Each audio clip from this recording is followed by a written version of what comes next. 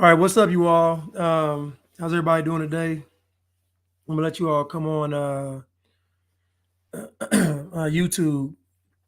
But I saw this case on social media, and I was looking it up. It's not that much national attention on the case, but it's a woman that basically executed another woman in the back alley of the apartment they lived in. And the media is not really going to highlight this story because they can't really spin it. It's a black female, and she killed a woman that was Hispanic or Latino, whatever, and basically shot her and killed her in cold blood. It wasn't even so because the media can't really spin this story, they pretty much just don't talk about it. But if this was a white person that did this to any person of color, the way she did this, it would be national. It'd be national news. Like President Biden, like it was so cold hearted to where it's almost, you kind of see that maybe black people aren't, as nice as we want to portray them. And I don't want to make this about race, but I do want to make it about race in the sense that when it comes to mass media, national media, black folks get portrayed as always the victims, never the culprits, never the aggressors, never. It's always an excuse for the heinous and wicked acts that black people commit because of racism. But this case right here, they can't even touch it because it's so, in my opinion, it's no way to slice it. And these two young ladies had another issue where the black girl, first of all, the girl is 20 or 19, and the black lady is 33. And back in January the 1st, she tried to throw the girl off of a third-story window.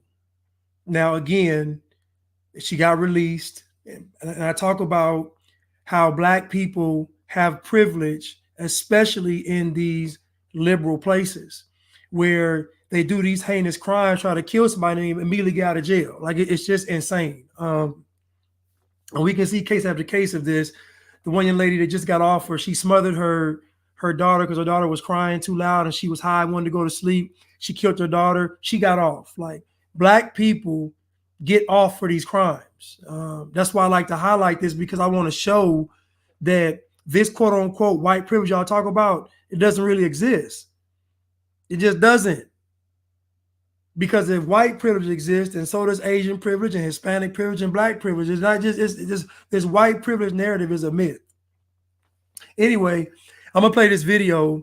I'm probably gonna take the sound out when it comes to the gunshots, but I'm gonna basically just show you the video. Now this interaction happens. I'm gonna read through this case, but this interaction happens after they leave her the black girl's apartment. I'm gonna get the names in a few minutes. Let me get the names now. Hold on. Everybody's having a good Sunday. Let me get the names now, though. Okay. So the woman that was killed, the girl named Rakesa Overton is the culprit at 33. And she killed the girl named Alicia Decotua, like maybe she might not even be Latin, she might even be Creole or something. But Alicia Decotua, it sounds French, so she may even be Latin. I don't know. She could be French, I don't know, but she looked like she may probably possibly be Creole. Anywhere there in Seattle, and I'm gonna play the video. Viewer discretion is advised, but you won't be able to hear the gunshots. I'm gonna mute that out, but you'll be able to see the video.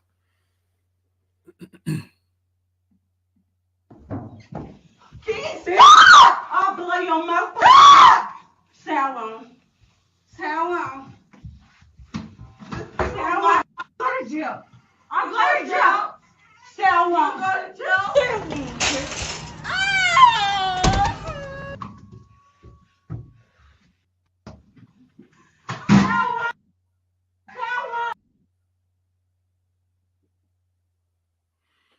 So she's talking to her. So she shoots her and shoots her in the back of the head. Now I'm gonna start playing the sound. Nah, nah, nah, nah.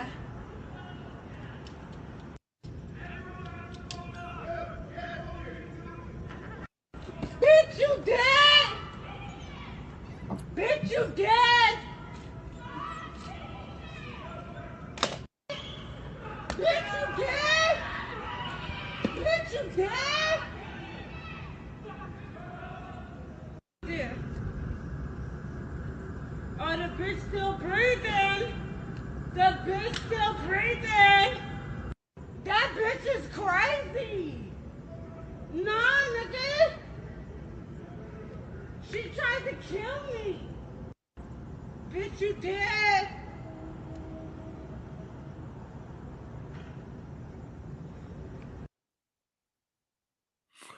So in another video, the people are telling her to stop, and she points the gun at them and says she'll. So basically, I'm gonna play it again. But so you see how callous and cold this was. Again, this is after in January she tried to throw her out of the third story window. I don't know what they had going on, but one of the articles I read talked about that she was. I guess she caught her that day sleeping with her boyfriend. Let me just see if it's in here.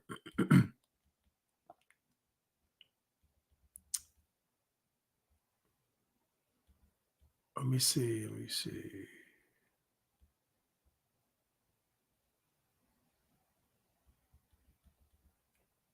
Okay. When officers ordered her to drop the gun, she did and said something to the effect of, "She came into my apartment. It was self-defense. I had to shoot her." While arresting officers took Overton into custody, they found the victim, 20-year-old Alicia DeCotois, dead in an alley just outside the back entrance to the apartment building. Dispatchers were sent for the fight and shots fired. According to court documents, while being transported to SPD headquarters, Overton allegedly told officers that she didn't care if she gets a life sentence. She just wants to go to Alicia's funeral. Video surveillance from the building shows what happened. Overton can be seen following Decotois down a staircase in the building while pointing a pistol at her. Overton shoves Decotois to the ground before shooting her twice, according to court documents. The first shot was to the torso, where Decotois fell to her knees and began crying out and pleading. The second shot was to the back of her head, court documents said. The video showed Overton's gun running out of rounds. As Decotois lay dead on the ground, Overton says, "You dead, B, you dead," before kicking Decotois at least 5 times.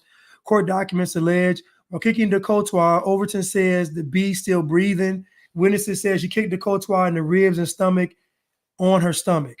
A witness who heard the commotion and started filming caught the attention of Overton, who said, "I'll blow your MF and brains out," as she pointed the gun at the crowd of witnesses. Officers were also called to the same building on January the 1st of this year. And at that time, Overton was arrested for allegedly assaulting Decotois. She was booked into jail for the alleged assault, but was released 3 days later. Now, again, that assault, listen to me, according to charging documents, she allegedly tried to push Decotois out of a third-story window. So she gets out for attempted murder in 3 days. Pay attention to what I'm saying.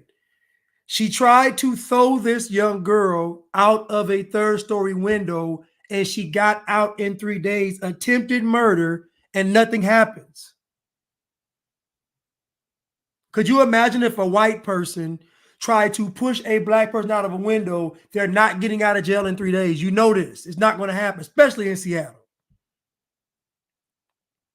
where the Seattle Council determined that white people were either devils or demons. And I'll show you that video one day of how they deemed white people to be in the city of Seattle. The city of Seattle deemed that white people were devils and demons. So again, we talk about this white privilege thing. We talk about all this privilege stuff, but at the end of the day, it just doesn't exist, because we clearly see that black folks are getting off with the most heinous things. How about the girl that faked her own kidnapping? What happened? Nothing. Carlisa Russell, nothing. Now think about it. Now, when the white guy chopped the girl Sade Robinson up, it's national news. They playing it over and over again with no video. We have a video of this young lady executing this girl, and the media won't even show it. So what I'm saying is that clearly there's an agenda to make one group of people seem bad and one group of people seem good. Just like when it comes to the trans shooters, they don't show you them videos. They don't show you any gay folks doing wrong. They never speak on what happens in the prisons because the sexual assault crimes in prison that take place involve the LGBTQP, don't forget XYZ community. That's why they never bring it up. They never bring up those assaults because it's that community is doing it 100% of the time. But let's continue. Overton and Dakota appear to at least be acquainted with each other. Police interviewed Overton's boyfriend, who was in the apartment with the pair before the shooting occurred. According to court documents, Overton had caught him and Dakota having sex earlier in the morning on the day of the shooting. Overton's boyfriend told police that Overton and Dakota were drinking earlier that day. Overton was booked into King County Jail for investigation of first-degree murder and second-degree assault. She is scheduled to appear in court on March the 6th. Bail was set at $5 million. I'm going to ask you all a question now. If America's so racist, do you think this black girl was deemed competent enough to stand trial? Now, America's racist. Do you believe they said, who wants to give me a guess on whether the woman was seen as competent enough to stand trial or not competent enough? What do y'all think? Well, how do you think they ruled on her being competent? Can anybody let me know? America's racist. America's racist. The courts are racist. The laws are racist. Everything is racist. But when it came time to rule for her to be competent, what do you think they ruled on her competency? What do you all think?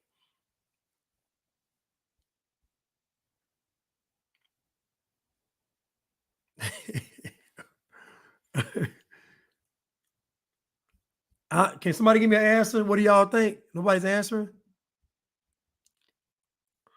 Okay. Let's see. Update. Thursday afternoon, King County Court found Rakesa Denise Overton incompetent to stand trial. That simply means that she will now be getting psychiatric care at a state institution and then reevaluated after 90 days. The case in charge are still active. Next court date is July the 11th. Now, if America was truly racist, there's no way on God's green earth she would be seen as incompetent. She was never seen incompetent of anything before this. I went to her social media pages. She got friends. Matter of fact, these two folks were friends on social media. They were friends. So clearly, what she did was premeditated. And this is why the media won't show this. And it's premeditated because the girl, wherever they were, the girl had left. The girl was leaving. She chased the girl down, pushed her to the ground, left, and then came back again and killed the girl. I'm going to play the video again. Can you see? I'll blow your mouth. Sound on. Sound on. Sound on. Go to jail. I'm going to jail. Sound on. Go to jail.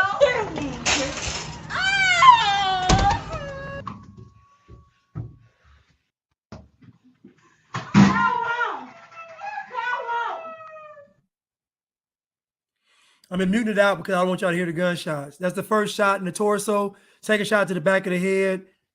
The gun's out of bullets. Nah.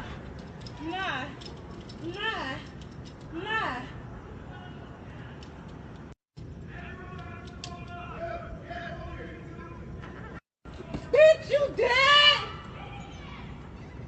you dead! Bitch, you dead! Bitch, you dead! She kicking her dead body, kicking her in the stomach, kicking her. Yeah. Oh, the bitch still breathing! The bitch still breathing! That bitch is crazy! Nah, nigga! She tried to kill me! Bitch, you dead!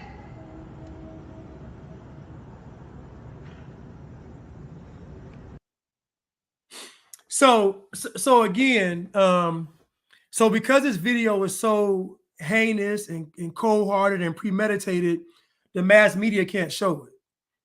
You know, the mass media can't ever show black people actually doing something wrong without an excuse. So there's no racism to add to this. There's no kind of backstory. The girl is just completely unhinged. And again, I tell you women oftentimes that a lot of these black women have deep-seated issues. I'm just sorry to say I've seen it my whole life. If you're pretty, if you're cute, you're light skinned, you're lighter, long hair, and all that kind of stuff, it's go a lot of times gonna be a problem. I'm sorry, it's gonna be a problem. I hate to be the bearer of bad news, but you got your edges and long hair, and people like you. It's gonna rub them the wrong way. They already talked to them. You could talk to plenty of light-skinned black girls to tell you how they got tortured growing up. I'm pretty sure there's some light-skinned black women listening to me right now. They're gonna relate to what I'm saying. Is they have plenty of stories on how they got tortured growing up just for being light-skinned with long hair. You talk to them, they're gonna tell you the truth. So again, this is what it is. So when you're dealing with the average black person, and I talk about spiritual warfare, we talk about the spirits of blackness, we talk about the spirit of pride, entitlement, oppression, envy, and jealousy and offense. All of this constant taking in America's racist. I'm a victim. I'm oppressed. I'm been dealt the wrong. All that builds up a spirit of resentment. You know, and the young lady that did it, these names. I'm sorry, but Rakesha, these names. I'm sorry, you making up names. You're making up names, but the spirit in which you're making the name up in is a bad spirit. You making the name up to actually rebel against white people. I'm gonna give my child a name that rebels against American culture and white people. So the spirit behind the name is bad. The spirit is bad. It's no coincidence that you look at the names of these people and how they end up in life, and it makes sense.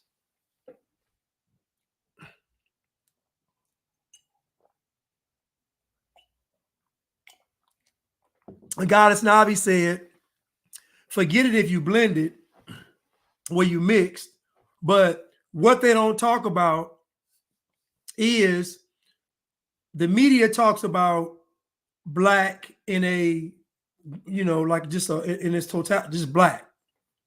And that can range from very light to very dark, just black. If you appear to be black, you're black.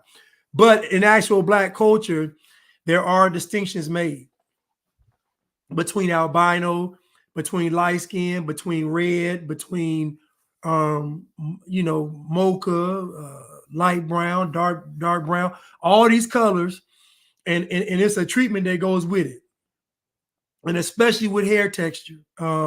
Hair texture is a big deal, and so again, all this is going on in an individual. So we're talking about huge amounts of spiritual warfare in the average black person. It's just, and it's coming from all sides. The church, the community, media, entertainment, like they being bombarded. So to me, there's going to be a cracking point. And now we're going to add in taking these shots.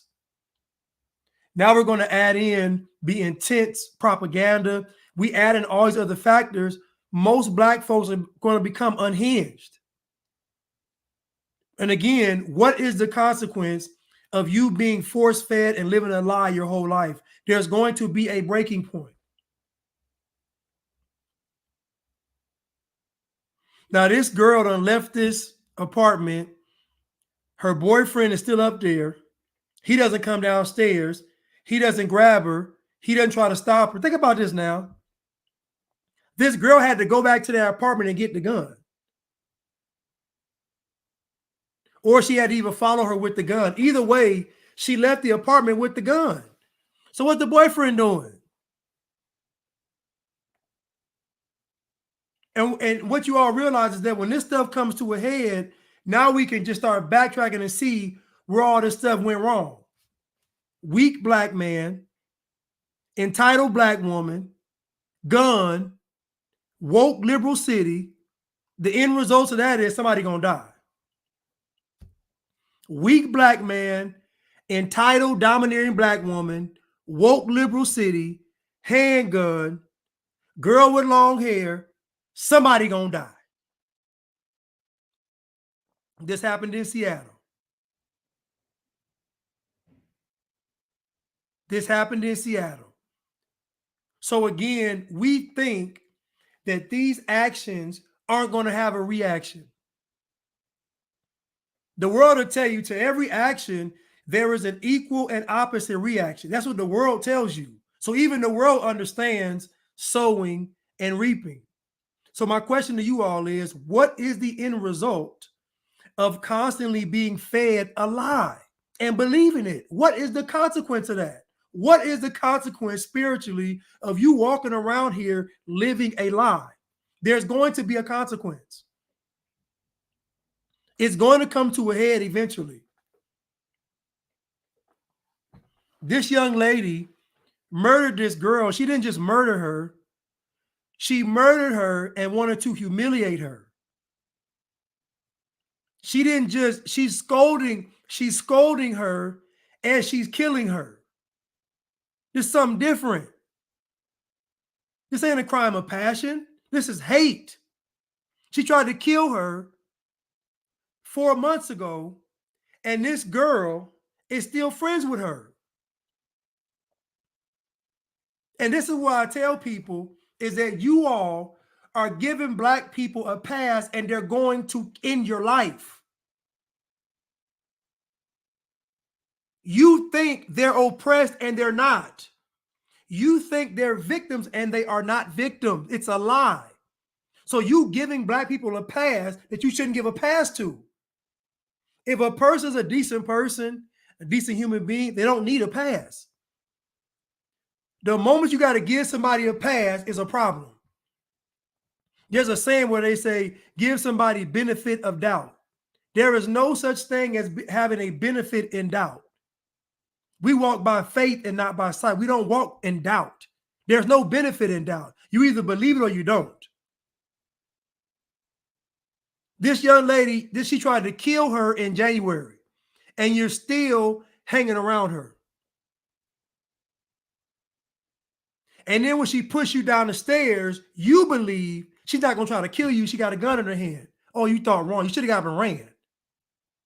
It was some folks right down the alley you could have ran to. That girl had 2 bullets in the gun. But you stayed on the ground and you cried because you didn't believe she's going to hurt you. Why don't you believe that? She tried to kill you in January. Oh, I know why. Because black people are oppressed. And the media never shows you the evil and dark and wicked side of black people. The evil and dark and wicked side exists in all people. But the media makes sure that they only show you one group of people being bad, and that's white people. So in your subconscious mind, you believe that white people bear the burden of being evil and wicked and sinister and nobody else. And so what you all do is you make excuses when black folks engage in deadly behavior. So instead of saying that the homicide rate of the community is wrong, you say it's because of racism. You blame the police. You blame white supremacy. Instead of y'all saying these rappers are wrong for glorifying this killing, you blame the police. You blame white supremacy. But guess what, people? There's going to be a consequence for that. And this young lady wasn't seen as competent. She wasn't seen competent to stand trial. How convenient. Now she gets to go and sit in the mental institution for 90 days while they get this case together. so they can dig and try to find where this young lady was somehow in the wrong. They got 90 days to find how this girl somehow bought this on herself. Now I'm saying she bought on herself for being foolish, giving this girl a pass. She's nuts. But they want to try to make it some kind of way they can make Alicia we gotta justify this execution some kind of way. And so these next 90 days, while she's being evaluated of how incompetent she is, how crazy she is, how it's so hard being Black in America, how she just cracked, PTSD from slavery, all these excuses. I'm telling y'all now, you're going to die. There is no need to give somebody a pass. Either a person is a good person of moral character or they are not. There's no benefit in doubt. This girl tried to kill you in January. And here it is in March and you're still hanging with her. This happened in March. Here it is in March and you're dead. Here it is in March and you are dead. And you have a daughter. She has a baby girl. So this Black girl knows that this girl has a daughter that she takes care of. Total disregard for human life. And you know and I know the deep-rooted core of all of this is racism. The deep-rooted core of all of this is racism.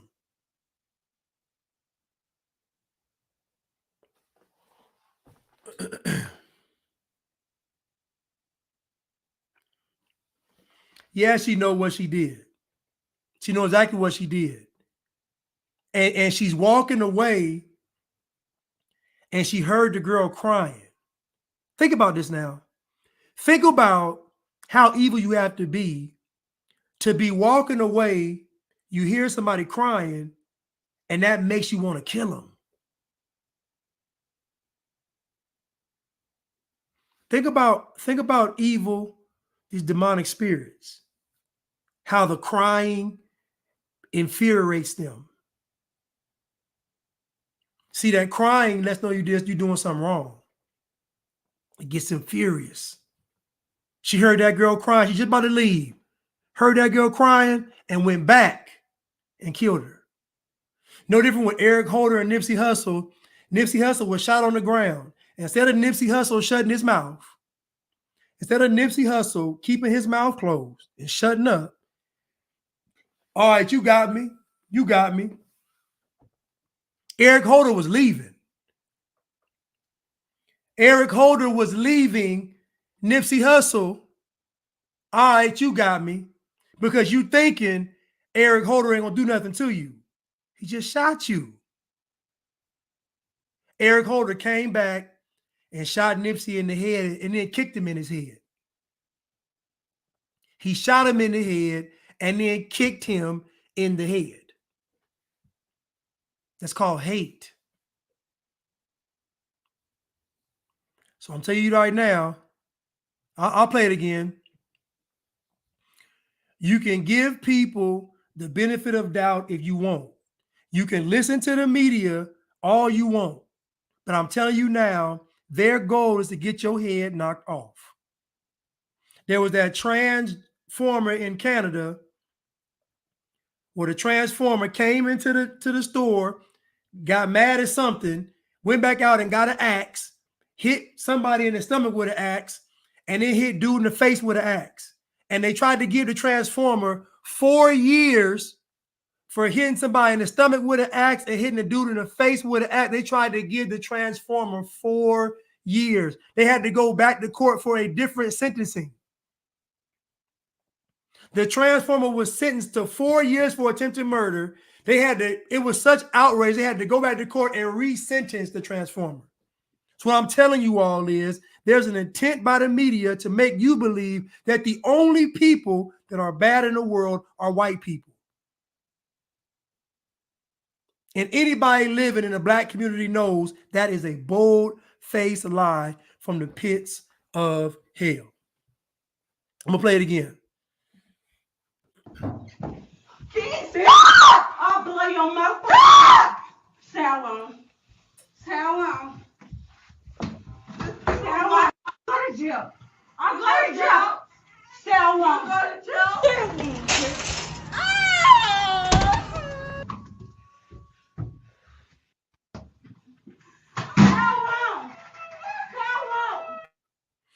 I'm muting the sound because she's about to shoot her. I'll narrate this part. Shoots her in the stomach. She's crying. Shoots her in the back of the head. Bitch. Nah. Nah. Nah. Nah.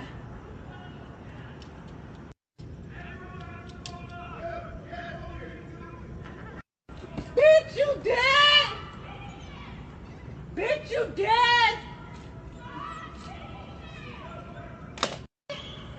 Bitch, you dead! Bitch, you dead! Yeah. Oh, the bitch still breathing! The bitch still breathing! That bitch is crazy!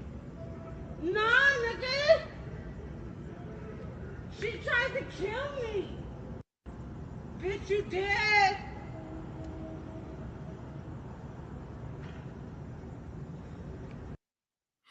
Now, this is how you know she's not crazy. When the police called her, she said it was self-defense. When the police caught her, she said it was self-defense.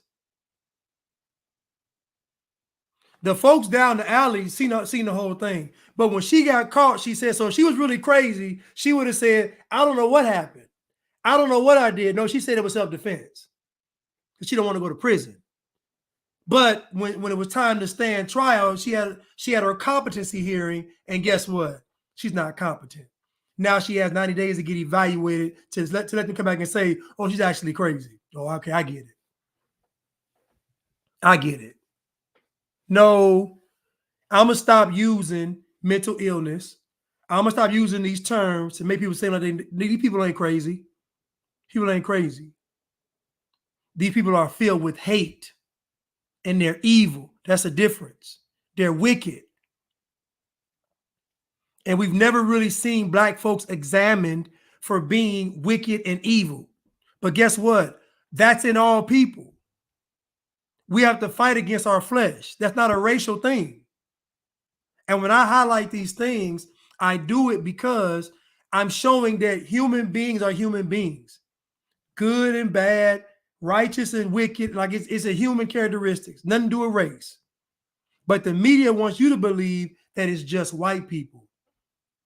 That the sins of the world rest on white people, nobody else. And it's a lie. Not that it's murder, it's cold-blooded murder. It's an execution. It's premeditated. That girl left the apartment. The girl is leaving. This girl comes from behind her with the gun. It's premeditated. And then she leaves, hears her crying, and comes back and kills her. Then she's kicking her while she's on the ground. So she done shot the girl in cold blood and kicking her dead body. And then giving the people talking about she tried to kill me. She's not crazy. She knows what she's doing. She's telling the witnesses she tried to kill me, which is a lie. But she's not competent enough to stand court because the media has to figure out how can we make this girl that's the victim that's dead, how can we make her somehow be liable?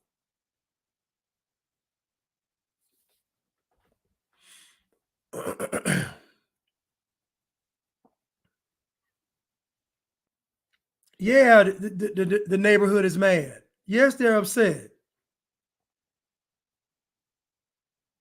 Yeah. And Anna Valisa said she tried to holler her, she tried to kill us so witnesses could hear. So she was already immediately trying to establish her defense. She was very aware of coming. Of course she was. That's what I'm saying. Of course. Listen, if you are possessed by a demon, it's your fault. Because the only way to be possessed by a demon is to do the will of Satan. If a person is possessed by a demon, that only happens by you doing the will of Satan. So you have to do wrong to get possessed. So there's no righteous person getting possessed by a demon. You have to do wrong to invite the spirits in.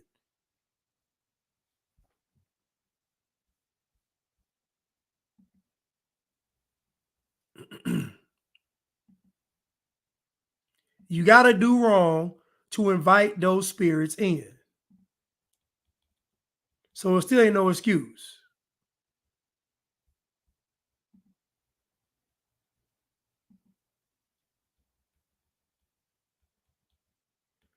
Where's the video? They had a video on this one page. I don't see it anymore. Not video, but of a guy talking about it. Oh, here it goes. Here it goes.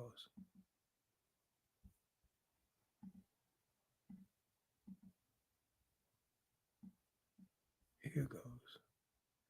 I found y'all. Give me 1 second. Give me 1 second.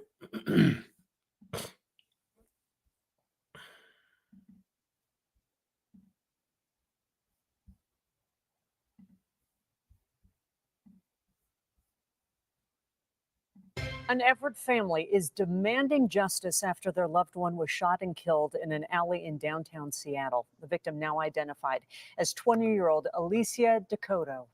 Thank you for joining us. I'm Monique Minglavin. And I'm Aaron Wright. The suspect, Rakesa Overton, has been charged with first-degree murder. Cairo 7's Louis Tran joins us live near where the shooting happened on Western Avenue. Louis, prosecutors say the entire incident was caught on camera and the details are pretty disturbing. Aaron, Monique, that's correct. I got those details from these court documents right here.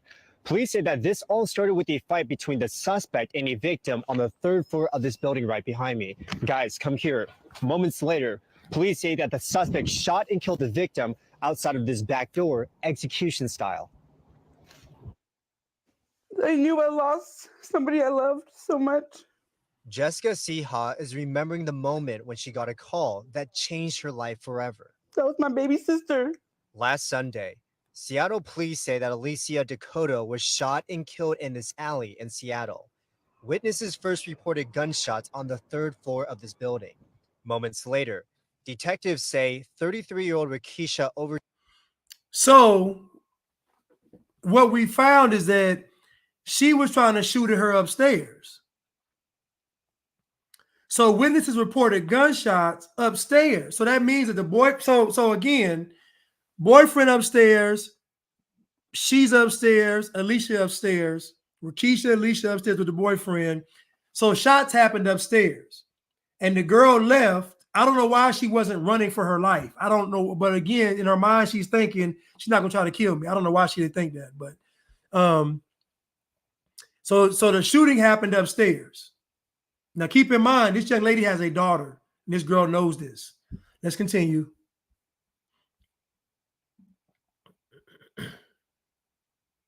Overton marched Dakota at gunpoint into the alley and forced her to the ground. Overton allegedly went back inside the building, came back outside, and shot Dakota multiple times. The final shot to the back of her head. It's been so hard for me to even imagine this grown woman killing my younger sister. You know what I mean? It wasn't just a little girl off the streets fighting my sister her age. It was a grown woman who knew what she was doing. Court documents state that after the shooting, Overton was heard saying, "You dead. You dead." When she was arrested, she told police, "I don't care if you give me life. I just want to go to Alicia's funeral." I'm just lost and I'm never going to see her again. Dakota leaves behind a 1-year-old daughter, Mariah, who will now grow up without her mother. But Siha says her niece will be surrounded with love. Alicia, I'm always here for you. Just because you left me, I didn't leave you. And don't ever worry about your baby, because I'm going to take care of her the best I can. Now, witnesses say that Overton was seen pointing a gun at a crowd right after the shooting death. Coming up at 6, we're going to share the details about what we learned about the connection between the suspect and the victim. And according to court documents, this was not the first time that the suspect attacked this victim at this building. In Seattle, I'm Louis Tran, Cairo 7 News. All of it disturbing. Yeah. So yeah. So the end result is this young lady is dead, and it's tragic. But at the end of the day, this is what happens. You know, at some point in your life, you have to change your behavior. And she could have been sleeping with the boyfriend. She could have been, you know. So again, you got to know what you're dealing with. This is why I speak out against bad behavior, because bad behavior gets you comfortable with sin. Engaging in bad behavior makes you feel invincible because you believe you're getting away with it. And those seeds will reap a harvest. So, first of all, she should not have been hanging with that woman and her boyfriend, sleeping with the boyfriend. She shouldn't have been nowhere around them. Why was she hanging? Why was she even around them? Because she liked black people. She likes the culture. It's tragic and it's sad. Yes, beautiful baby. It's so heartbreaking and horrible what happened. At the same time, how do we prevent this? You got to mind the company that you keep. You have to mind the company that you keep. We are in a situation now, folks done being jabbed up, CERN done been cut on a few times. The truth got revealed 2020. It's too much stuff going on for folks not to take care of their life. That means who you hang around matters, what you entertain matters, what you intake matters, what you do, all this stuff matters. Stay away from people, have yourself in the house and be in that word. Now, had she been in the word, she would have been spared. Just saying. We talk about the Bible, but if you at home reading that Bible, look how much you avoid.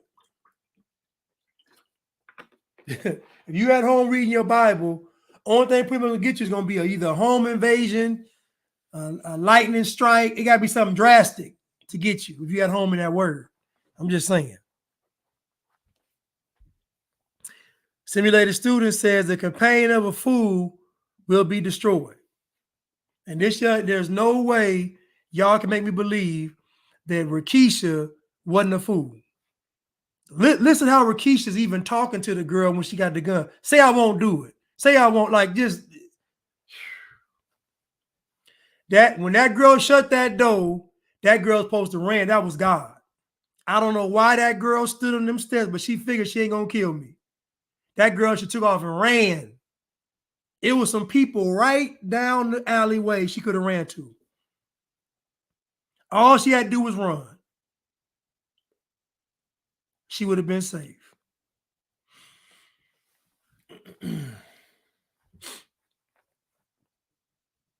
Yeah, they were both drunk. They was both probably drunk and high. And again, why are you? Yeah, they sounded drunk and high. Yes. Yeah. But you know, a drunk heart speaks a sober mind. No, what is it? A drunk, there's something about a drunk, something speaks a sober mouth or something. I don't know. When you're drunk, you speak the truth.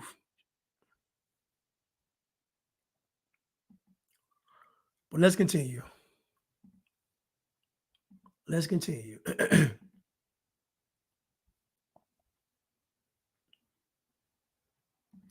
I wanted to go to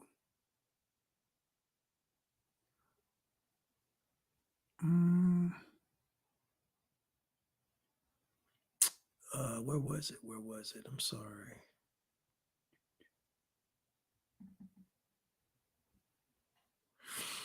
I wanted to find. That's not it. I'm sorry. That's not it.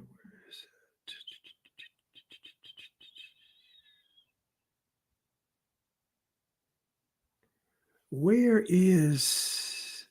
I forgot what folder I put it in.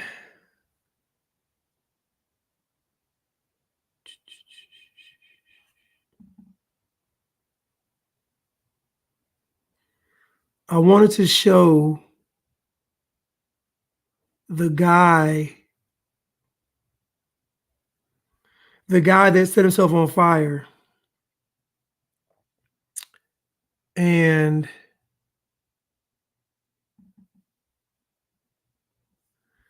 where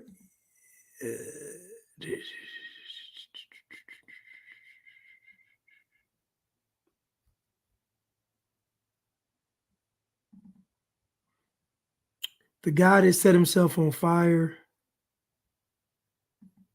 Oh man. And we saw this last time. Was another guy did the same thing. The military guy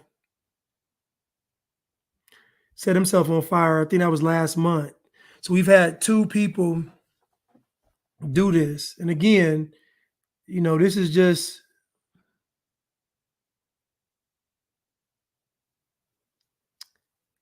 where I don't know where that is, man. Goodness, I can't think of what I named the folder.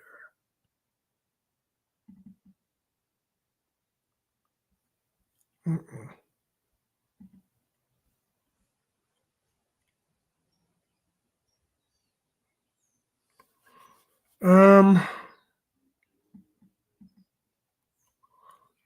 trying to find it on YouTube.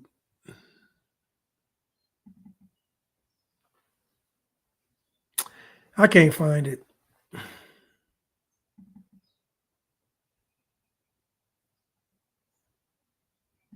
I can't find it.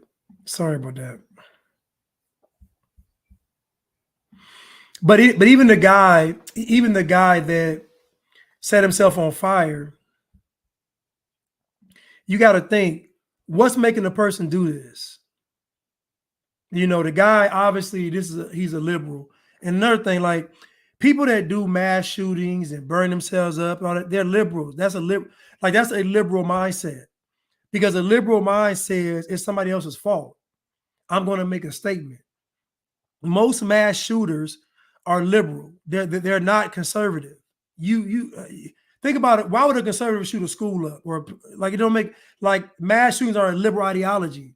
It's somebody else's fault. And so the guy burned himself up. I don't know. Ooh, I want the video though, you know. Dang, I want the video, man.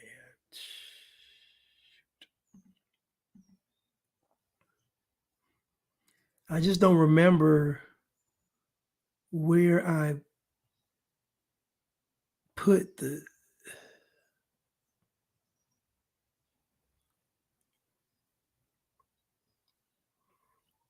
Oh man.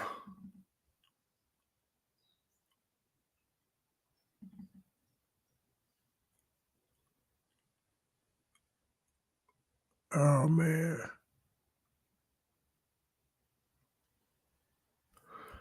See if I can find it on YouTube. YouTube probably won't even show it though.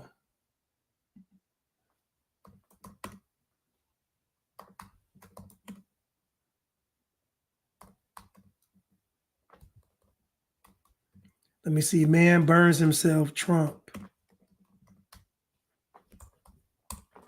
And really, you know, it's let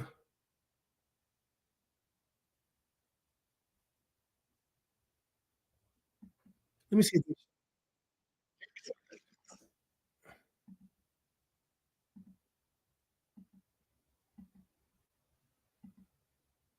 I want to see the video, man, because the video,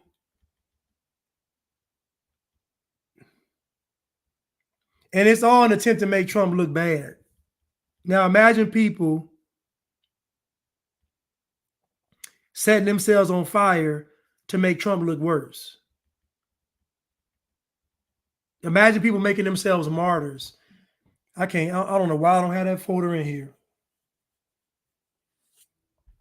Imagine a person so intent on making Trump look bad they just kill themselves, like burn themselves. Like it's insane. We talk about Trump derangement syndrome. It's real. Like imagine somebody saying, "I'm gonna make Trump look bad. I'm gonna set myself on fire in front of his court, in front of his trial, or in front of the jury selection trial, or whatever it is." It's crazy. It's absolutely insane. Absolutely nuts.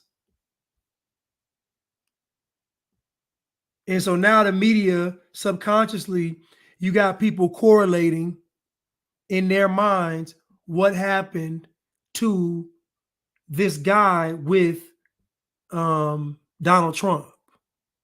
Look what Donald Trump is making people do. That's the whole purpose of it. That is the entire purpose of it. But I found what I was looking for. I at least found a folder, y'all. So I at least found a folder. Here we go. Here we go. Here we go. Angel, can you make me another viewer discretion is advised banner or comment so I can pin it? Can you just do viewer discretion is advised? Now you know good and well he got that snake bite. You know good and well he filled that mRNA juice.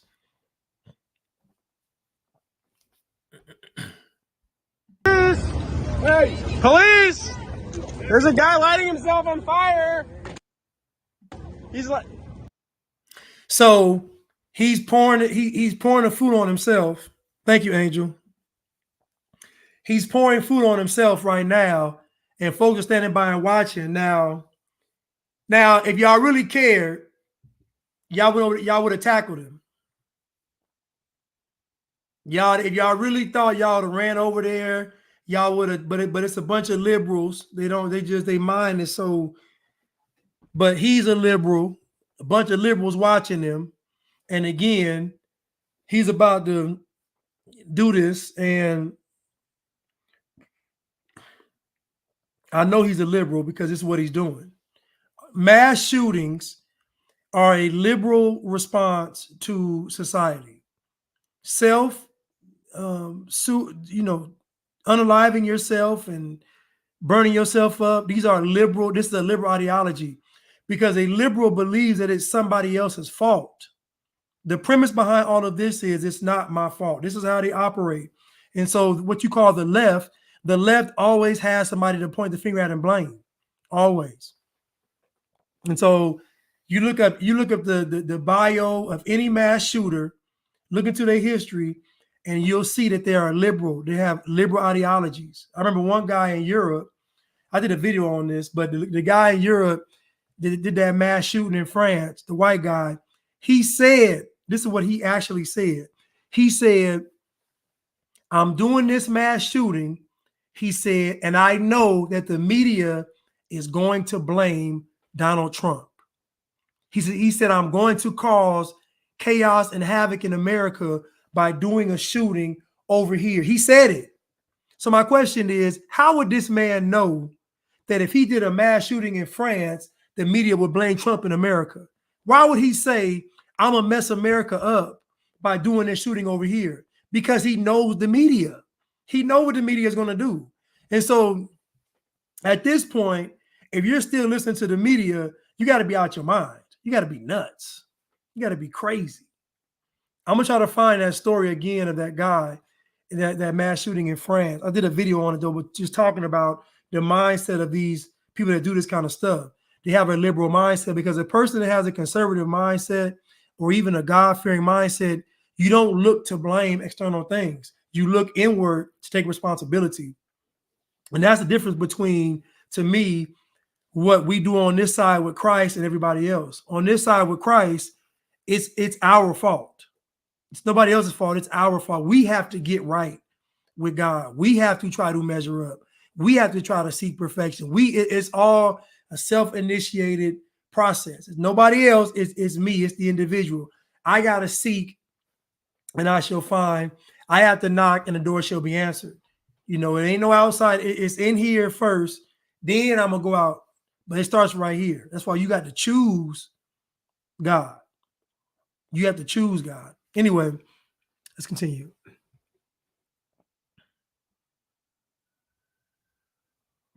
he's lighting himself on fire. Hello? Hello? Police! Police!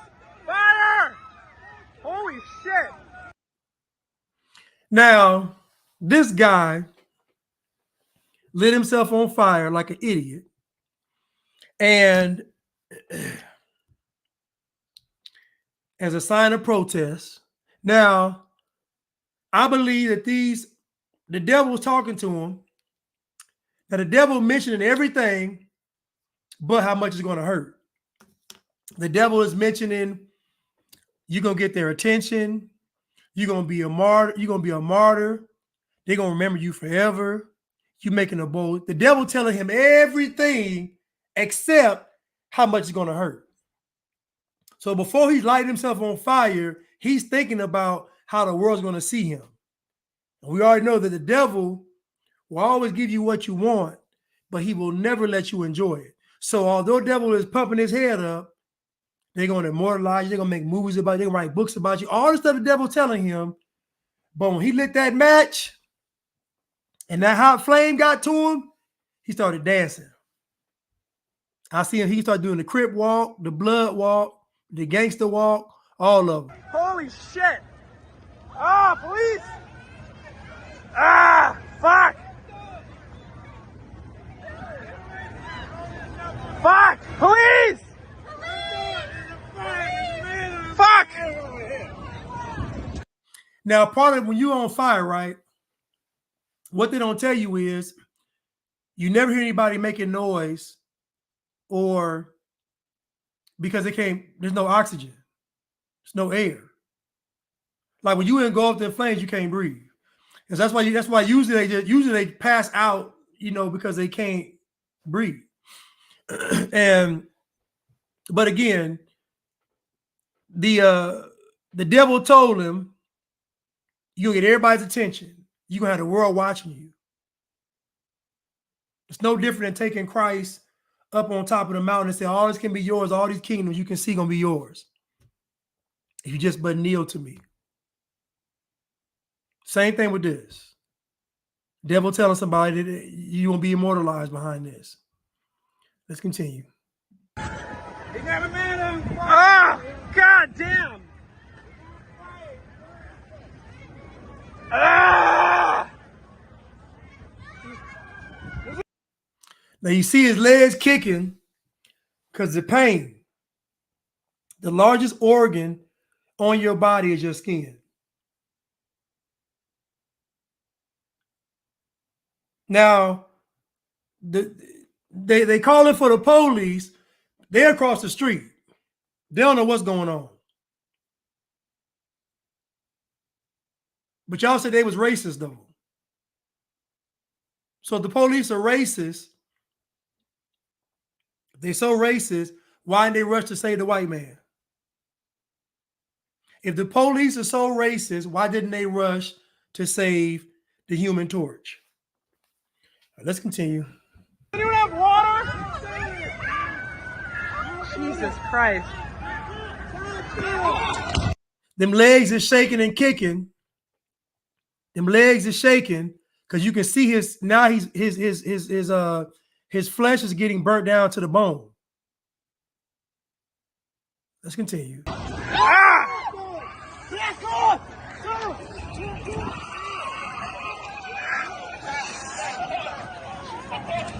Jesus Christ.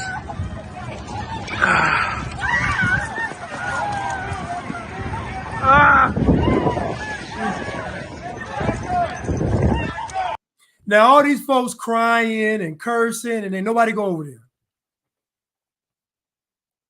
These are white liberals. Nobody went over there. You'll see one lady, she literally goes and sits down to watch him burn. And she's the same one you hear crying. The same one you hear crying right now is the one that went and took a seat to watch it. These are liberals. Hold on one second.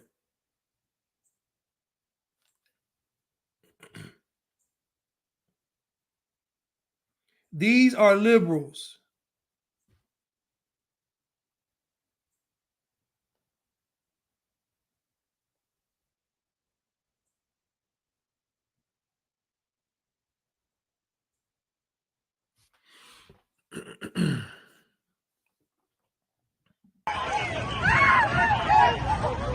Hey guys, get out of here! They're gonna get an ambulance in here! He's dead. Oh, fuck. That lady sitting down crying with the guy holding her, she literally runs in there to catch a seat to watch it. Again, these are white liberals in a moment of crisis, and all they could do was just yell and scream. That's all they could do. Nobody ran over to their jacket off. No, they all got on coats. Somebody said they got alkaline water. Someone got on alkaline water, but they all have jackets on. Anybody could have ran over there and tackled him while he first did it. They saw this man setting up shop to burn himself. Everybody saw him. Nobody ran over there. Nobody tried to stop him from doing it.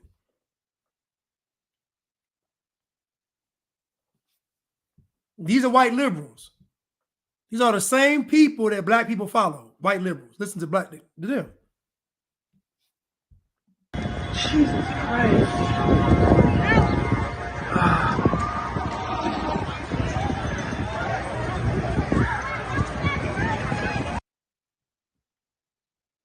She says, "Oh, I don't think he was liberal.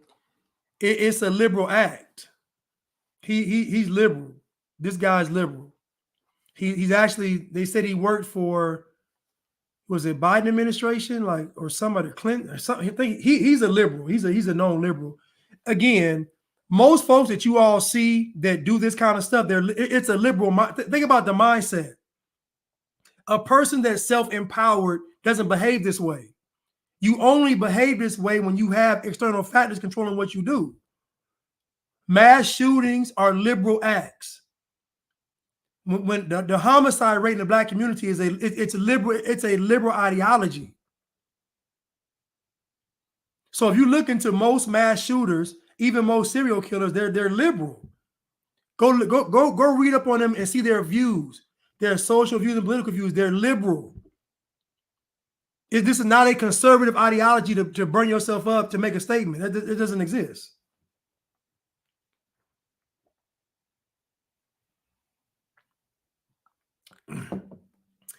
Yeah, that's liberal. And it's liberal because the intent behind what he's saying. So I guarantee he believes that capitalism is wrong. I guarantee he believes in socialism. He's liberal. So I guarantee if I sat down and talked to this guy before he was burned up, I guarantee he would have said capitalism is wrong, America's racist. He said all the talking points. Bo Brown said he wrote a pamphlet about oligarchy. Yeah. Anybody writing a manifesto, anybody proclaiming something, it's a liberal ideology. Just like the shooter in Buffalo. Very left. Climate change, socialism, people. Nobody with a conservative brain thinks like this. They wouldn't think to do this. If a conservative person, yeah, of course, crypto is a Ponzi scheme because it's capital. So again, people, these people don't believe in capitalism. They don't believe in ways to make money. So they're going to be critical of any financial institution. Anywhere where a person could come up or a rich person could come up, they're going to be against it.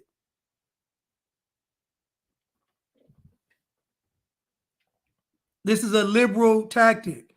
He did this in front of Trump's jury selection trial for a reason. For a reason.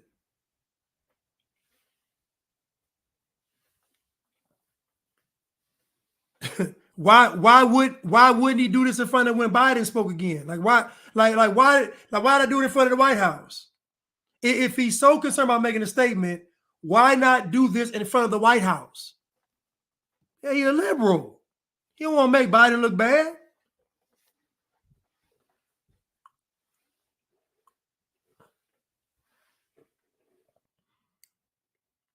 Talking about a revolution against the government. Okay. And then he overthrows the government, then what? I guarantee his solution is communism. Anybody talking about fighting against the government, the solution is going to be communism. Anybody with a sane mind knows at this point in society, we have to have some kind of governing bodies. So the goal is to get qualified people in those positions. It ain't just to eradicate the government, have everybody have a free-for-all. That's insanity. Even the notion of fighting against the government is a liberal ideology because their ultimate goal is communism.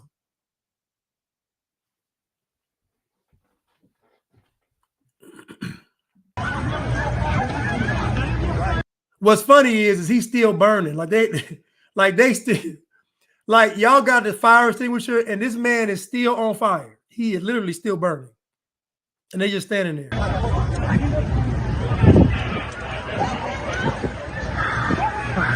His literal pants are still on fire.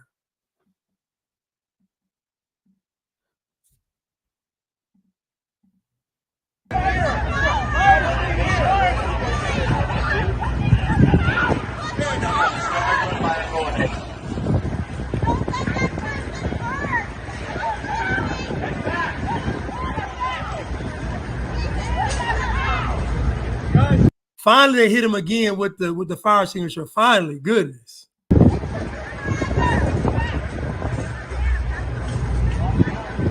Christ. You know what happened?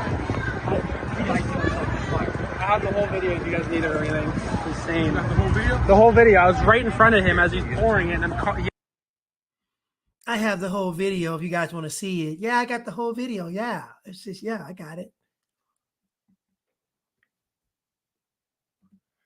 I'm trying to find his song.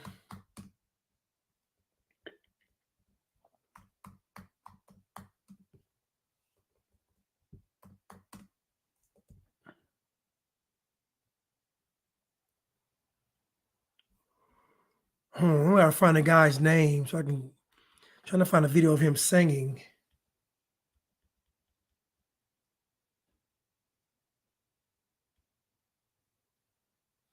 Now all the headlines say the same thing.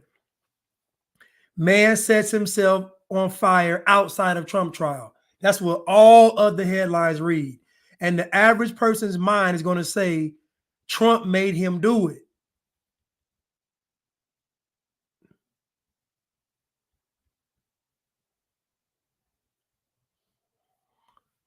I want to hear the song though. What's this guy's name? Let me see his name. Let me find his name.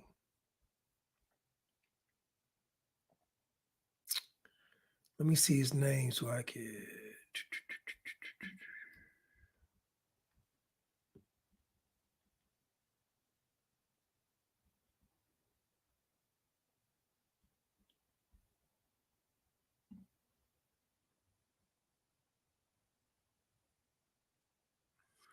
Because they're going to want to make you believe that this guy was a conservative, right-winger.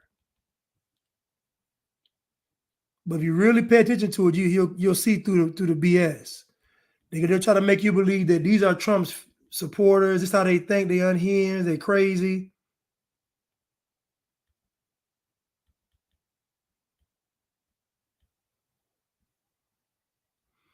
What's this guy's name, man? Because I really want to hear the song. Oh, let me see this real quick. Sets himself on fire. Let me see real quick. What's his name?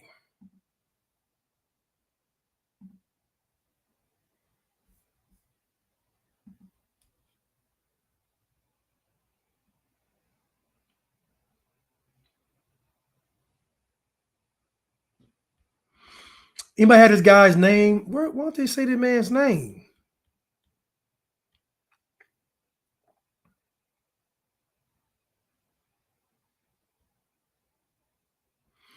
Why is his name not in the article? These people are stupid, man. Anybody know his name?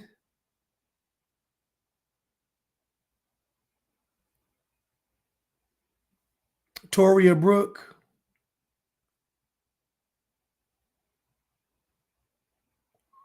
Yeah, man, you were saying that he was MAGA. That man ain't no MAGA, man. Thank you, Max. Azzarello. I know good well that man ain't no MAGA.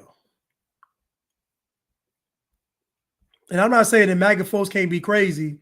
I'm saying that's the goal behind all of this, to make you believe that Trump followers are insane. That's the goal. That's the goal. It's all propaganda, man. They got these folks crashing out. They got these folks crashing out trying to make statements. Y'all should be listen. This should make you all very afraid that folks are willing to go this far to usher in this nonsense.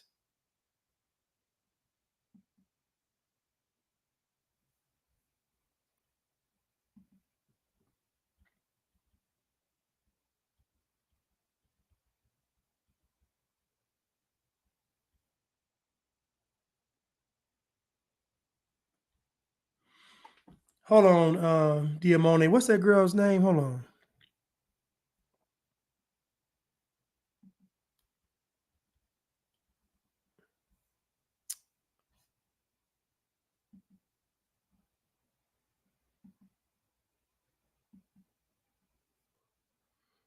You said you sent it to me on IG. Hold on. Let me see the girl's name though, so I can do it here. Toria Brooke. That's who it is. Toria Brooke.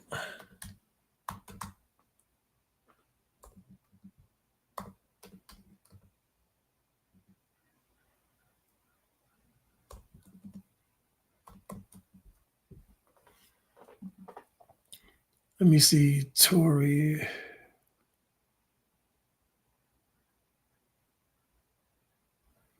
Is it Tory Brooks?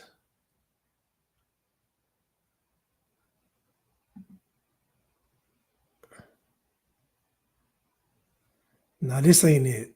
This ain't it. This ain't it. This ain't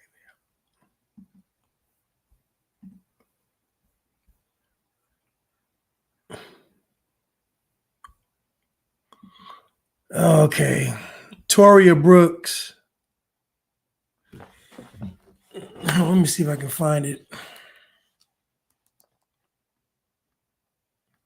Y'all give me 1 second. Because for some reason they don't want to show this man singing. I want to hear the song. I want to hear the racist MAGA song that he actually sung to the people. Oh man, I gotta download this. Oh man. I don't know who Toria Brooke is. Toria Brooks. Let me search right here. Toria Brooke.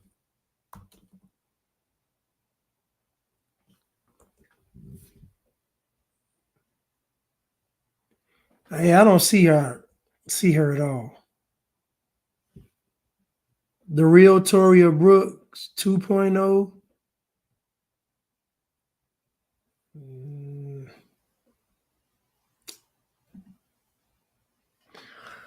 Oh well.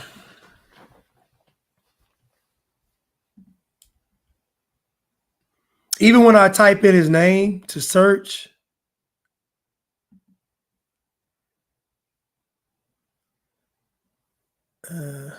yeah, I don't. I don't. I'll find it 'cause I don't see it at all. Matter of fact, let me just try to.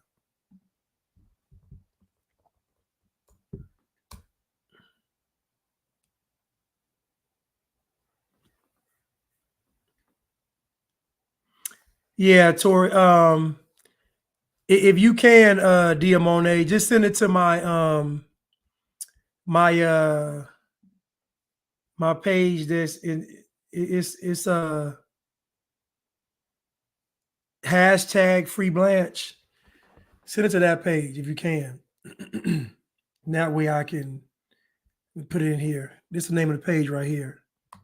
Hashtag Free Blanche.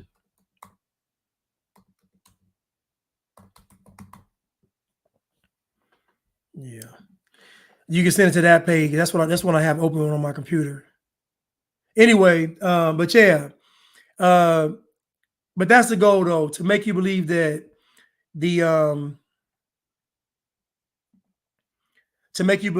the Trump followers are crazy and deranged, and this is why you can't have him in office and all this kind of, it's all propaganda. You know, it's all propaganda.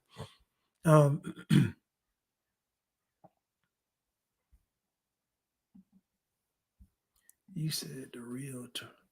Yeah, I follow her, but her page is private. I went to her. Her page is private.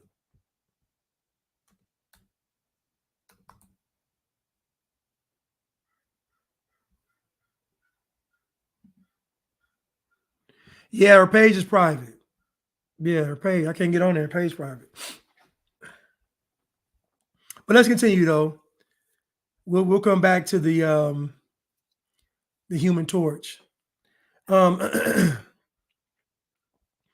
let's get into this nuance real quick.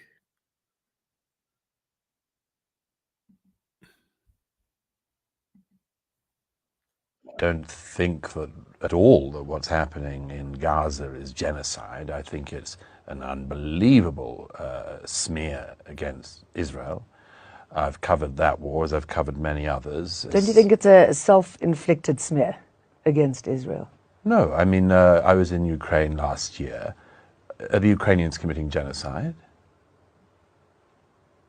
I ask you. What's that got to do with Israel? I ask you, there are many wars going on. Yeah. Is Ukraine committing genocide? No. Right. Is Russia committing genocide? Russia is committing a war of hostile aggression, for sure. Although it doesn't seem to be attempting to eradicate the Ukrainian population as a whole, which is, of course, what genocide is. Like, well, what would you describe it? It's a war. It's which I've seen up close. If you start a war, which is what Hamas did on the 7th of October, if you start a war, there are repercussions. Don't you think there are repercussions for an illegal occupation? What's the illegal occupation? Of Israel against the Palestinians. Where? That is an illegal occupation. Where? It is a determined illegal occupation. Gaza? Of course, Gaza and the West Bank. Have you been to Gaza? Yes, I have. Hold on. Okay. Let me I'm gonna come back to this real quick. I'm gonna come back to this because I really want to discuss it. But I want to hear this guy singing, you know, real quick.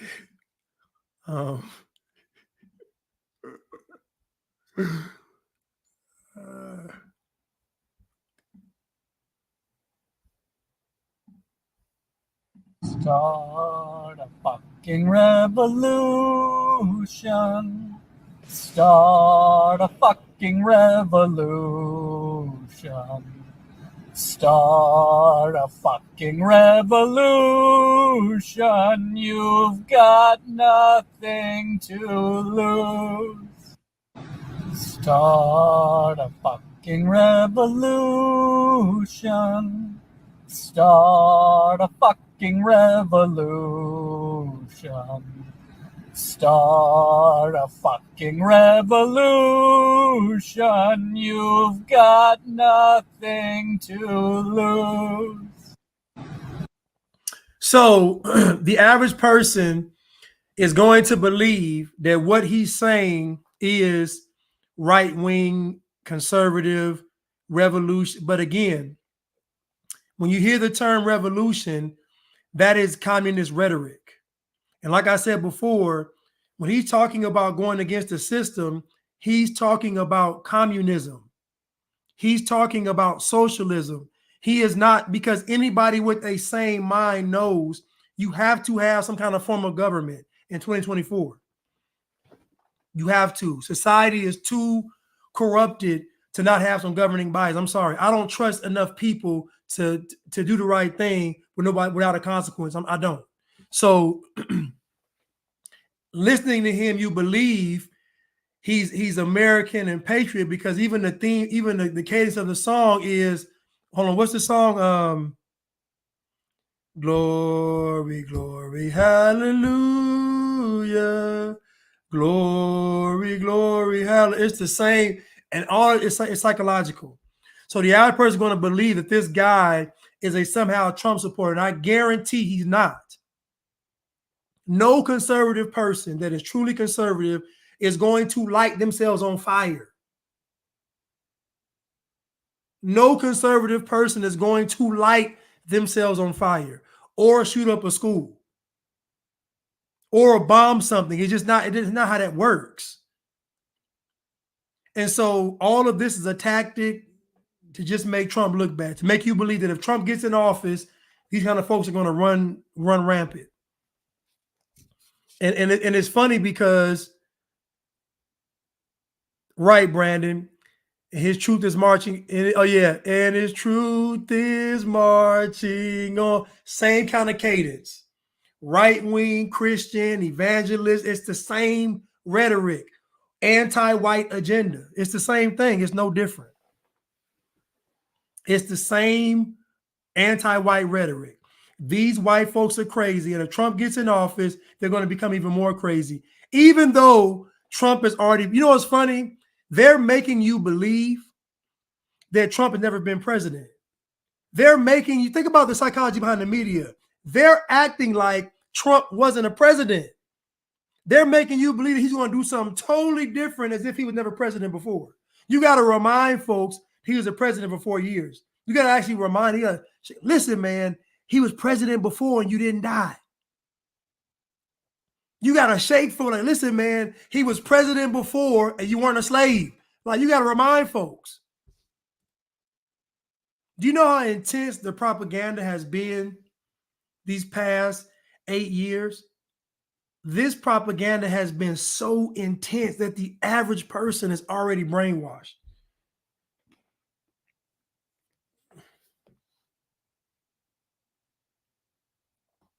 Glory, glory, hallelujah, glory. Oh my goodness. And the media is so good because they're able to do this stuff so subtly, because they're doing it all the time. It's like that Chinese torture where they strap you down and drip water on your forehead. Like, it's just like, that's what the media is doing, just dripping urine, dripping piss on your forehead just every day, all day. And most folks are going to crack because there's too much nuance in what's going on and see the actual truth of what's going on. It's too much nuance. Look at somebody on here. Now watch this. Do you think Trump is 100% trustworthy? I just think the difference is we will hold him accountable. The left doesn't hold them accountable and just goes with the lies. Listen, when Trump on that stage talking about them shots, he was getting booed. At the end of the day, to me, you have a MAGA movement, right? But to me, the MAGA movement itself is actually independent of Trump. Because if Trump does something to go against the MAGA movement, they're going to say something. Like these people are not going to blindly follow Trump. There are folks that will blindly follow Trump in the media, the talking heads, the commercial conservatives. They're going to do, but the average people that want America to be better, they're not going to ride with everything that Trump says. They're not going to do it. The true American patriots, the true Americans that actually love this country, actually care and hate all this division, all this stuff, they're going to actually challenge Trump. Trust me, they're not going to blindly follow Trump. Now, Biden followers are spineless scumbag degenerates. They'll stay silent under rocks, in closets, won't say nothing. The liberal, you saw liberals, the man's on fire, no one went over there to help him.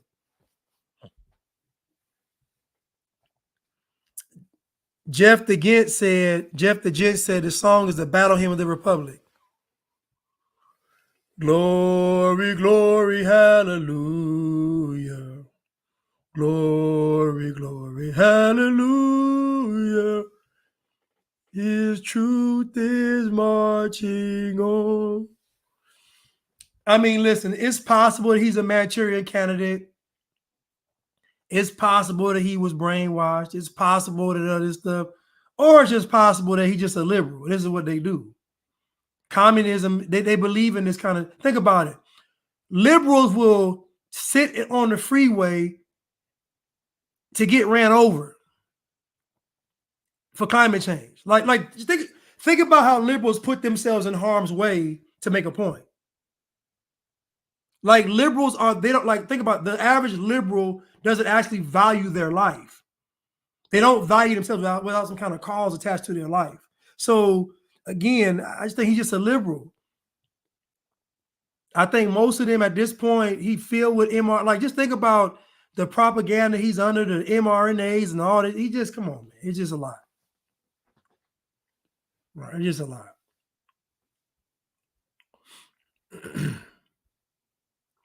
But let's continue. At all, what's happening. So this, to me, is a very nuanced conversation here. And my firm belief is that nobody's innocent and nobody's guilty. Everybody has a hand in the cookie jar and everybody put a cookie out. So again, this notion that the Jews are committing genocide is cap. It's just cap. Genocide is one-sided. So for example, the homicide rate in the Black community is genocide. The abortion rate in the Black community is genocide. It's one-sided. It's this segment doing this. It's not a war. It's not folks fighting against the violence in the Black community. It's not folks fighting against abortion in the Black community. It's one-sided. Genocide is one-sided. One side saying we want to exterminate this side. That's genocide. Two sides fighting back and forth is not genocide. But the media uses the word genocide to make you believe that it's one-sided, and it's not. Still a war, still a conflict. It's not genocide. Just because somebody's losing don't mean it's genocide. Just because you're getting beat by 30 doesn't mean the team is being unfair. You're getting beat by 30. You still compete, you're just getting beat by 30.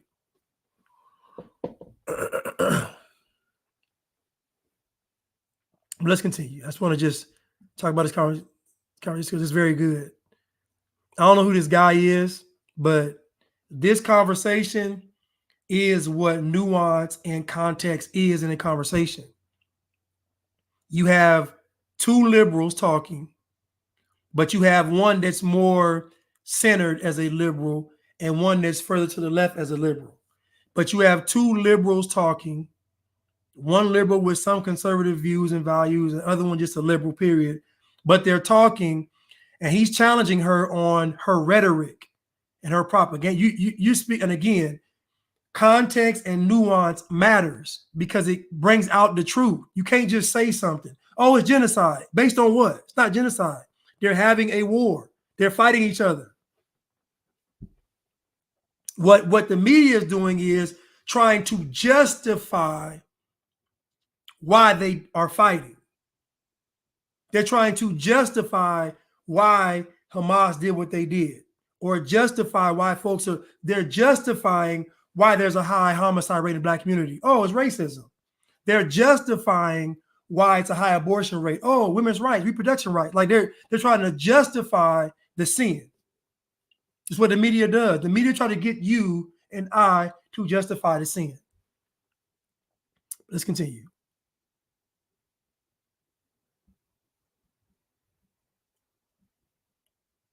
I think it's an unbelievable smear against Israel. I've covered that war as I've covered many others. Don't you think it's a self-inflicted smear against Israel? No, I mean, I was in Ukraine last year. Are the Ukrainians committing genocide? I ask you. What's that got to do with Israel? I ask you, there are many wars going on. Yeah. Is Ukraine committing genocide? No. Right. Is Russia committing genocide? Russia is committing a war of hostile aggression, for sure. Although it doesn't seem to be attempting to eradicate the Ukrainian population as a whole, which is, of course, what genocide is. So genocide is what he just said it is. You want to get rid of an entire population. If you look up genocide and how it's been practiced in other countries, i.e. Africa, if you look it up, i.e. China, if you look it up, you'll see that it's very different than what you see here. Genocide looks a lot different than actual war. Again, genocide is one side. It's one side saying we have the means and power to kill, get rid of this side. So again, throwing this term out to people is to get an emotional reaction. He asked a very good question. Is Ukraine committing genocide against Russia? The answer is no. Is Russia committing genocide against Ukraine? The answer is no. Russia's goal is not to eradicate every Ukrainian citizen. It's not. It's not. So at the end of the day, words matter. Speaking in context matters. This is a great conversation because you got to see someone with a thinking mind and someone with a liberal mind. And I'm not caping for Israel because they ain't innocent at all. I'm just saying, if we're going to talk about the situation, though, we're going to talk about it honestly. It's not a genocide.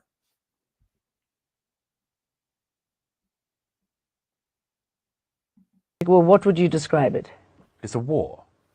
It's which I've seen up close. If you start a war, which is what Hamas did on the 7th of October, if you start a war, there are repercussions. Do you think there are repercussions for an illegal occupation? What's the illegal occupation? Of Israel against the Palestinians. Where? That is an illegal occupation. Where? It is a determined illegal occupation. Gaza? Of course, Gaza and the West Bank. Have you been to Gaza? Yes, I have. Is it occupied by the Israelis? It's completely sealed off, as you know. That's by who? So, again, nuance. She says that there's an illegal occupation of Gaza. And he asked her, are there Israelis staying in Gaza? She said no. So if there's no Israelis staying in Gaza, then how can it be an illegal occupation of it? They got to be there for it to be an occupation. Again, words matter. Words matter. You can't just say something because it sounds good. If the Israelis are occupying Gaza, then when I go to Gaza, I see a whole bunch of Israelis in Gaza.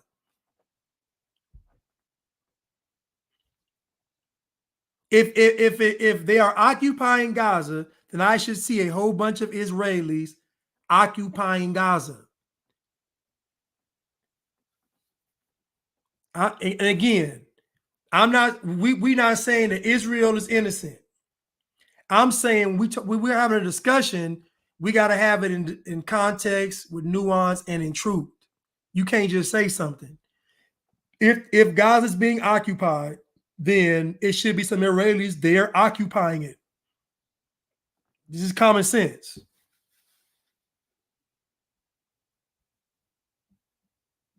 Call it by the Israelis. And who?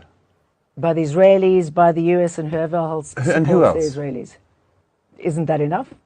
No, tell me who else is allegedly sealing the Gaza.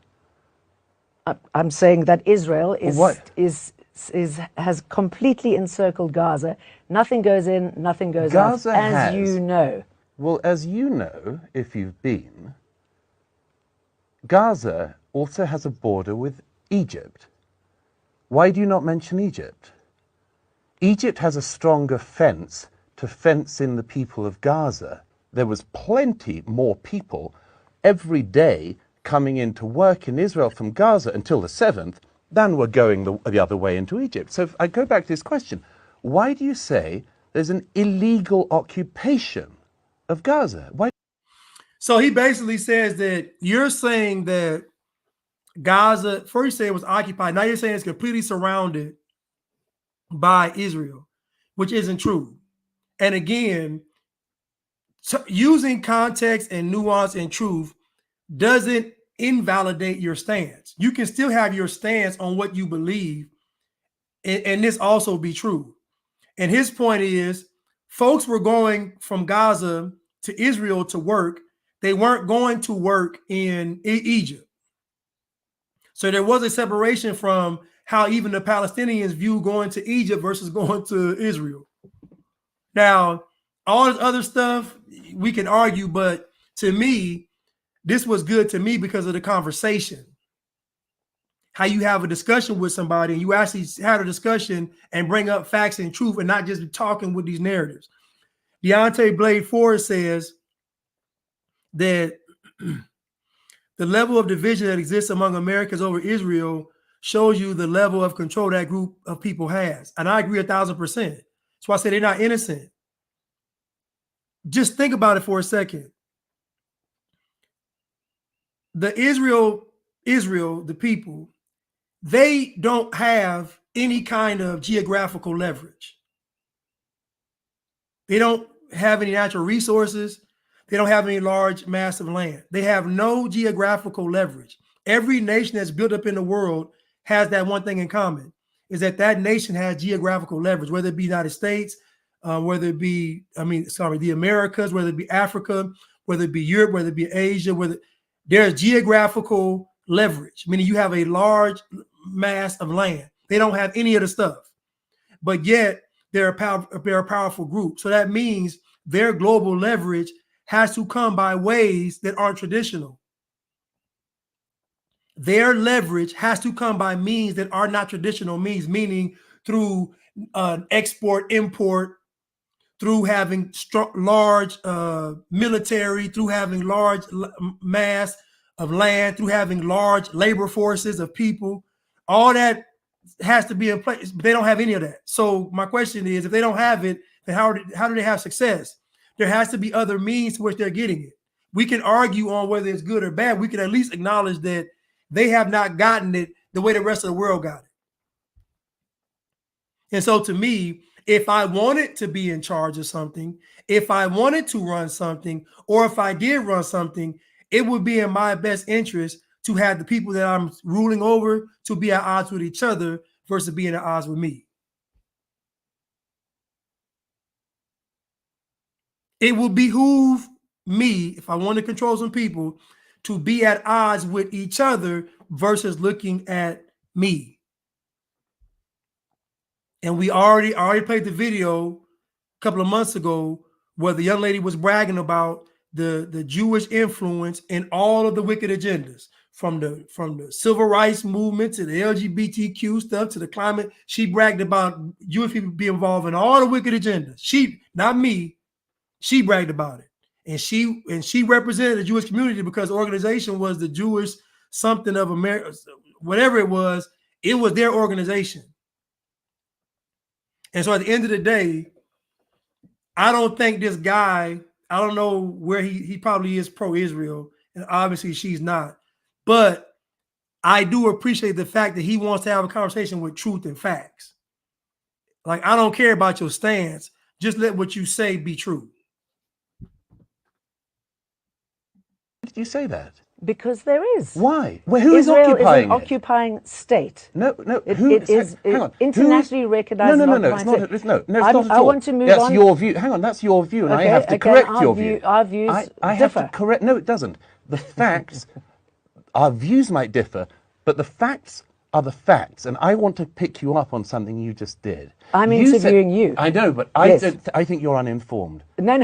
So let me just. You are uninformed because really? First of all, yes. you didn't say that Egypt is blockading Gaza. Secondly, as you well know, in 2005, Israeli troops. Our views I have to correct. No, it doesn't. The facts. Our views might differ, but the facts are the facts, and I want to pick you up on something you just did. I'm interviewing you. I know, but yes. I think you're uninformed. No. So let me just. Hardly. So let me. You are uninformed because really? First of all, yes. you didn't say that Egypt is blockading Gaza, and that's very key. You didn't say that Egypt is blockading Gaza. I just saw a video. I was talking with someone about Glorilla getting arrested for DUI, and I said I didn't agree with it. I said I didn't agree with Glorilla being arrested, and I said because I said even if she was drinking, the police said we're going to give you 3 sobriety tests. The police said we're going to give you 3 sobriety tests. If you pass the test, you good. Once she passed the test, now they say, okay, now we want you to breathe into the machine. You can't do that. So I didn't agree with it. My thing is, if you all had told her that in the beginning, then I could agree to it. But y'all didn't. Y'all moved the cheese once she passed the test.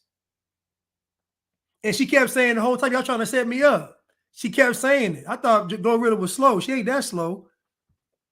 She might have been in a small class, but it wasn't that small. But anyway, I saw the police trying to jam her up to get her arrested, and she was passing the test. So I just felt like they were wrong based on the conditions that they set.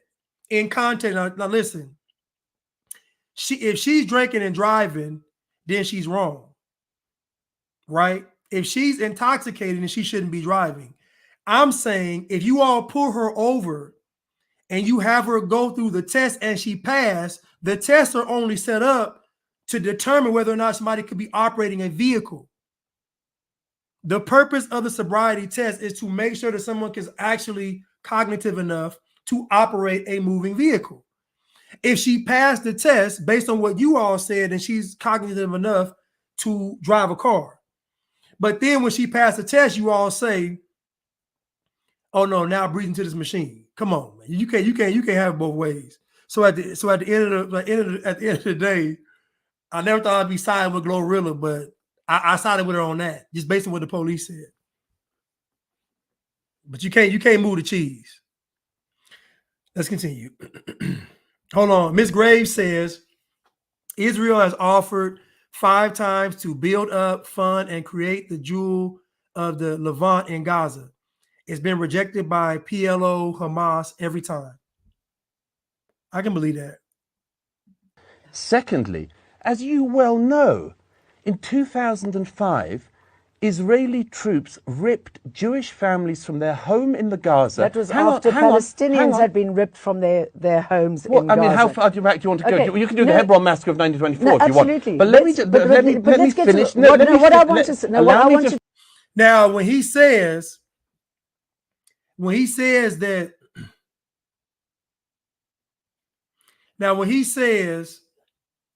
now again, you all, I'm not arguing what is going on in Israel or Palestine.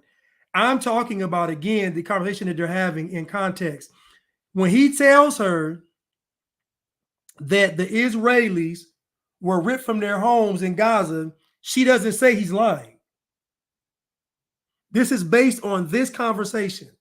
When he says the Israelis were ripped from their home in Gaza, she doesn't say he's lying. What she says is it was because the Palestinians were ripped from their homes. This is a conversation. This is a conversation. I'm talking about the conversation that they are having. I'm reading people's comments. You already know my thoughts on Israel and Palestine already. Believe none of what you hear and half of what you see. I don't believe none of this stuff. I believe it's all a setup, but that's me. But anyway, so this guy is talking with her, and she doesn't push back when he says that the Israelis were taken from their homes to have that area not be occupied. She says, well, it was done because they did it first. I'm going to play it back. And I want to pick you up on something you just did. I'm interviewing you. I know, but yes. I think you're uninformed. No. So let me you are uninformed oh, because really? First of all, yes. You didn't say that Egypt is blockading Gaza.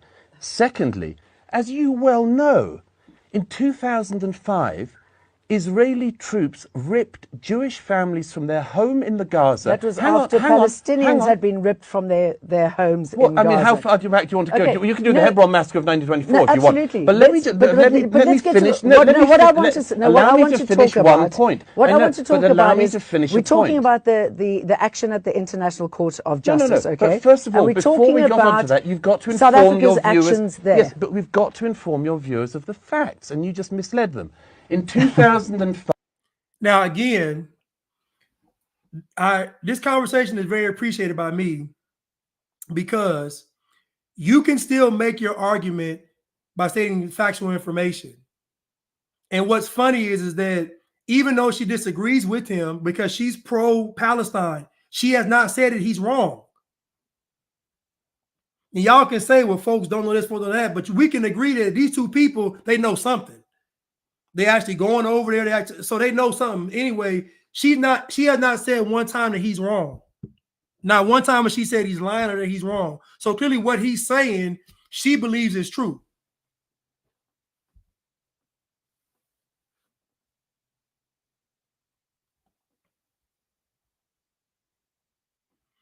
So I'm gonna say this, right?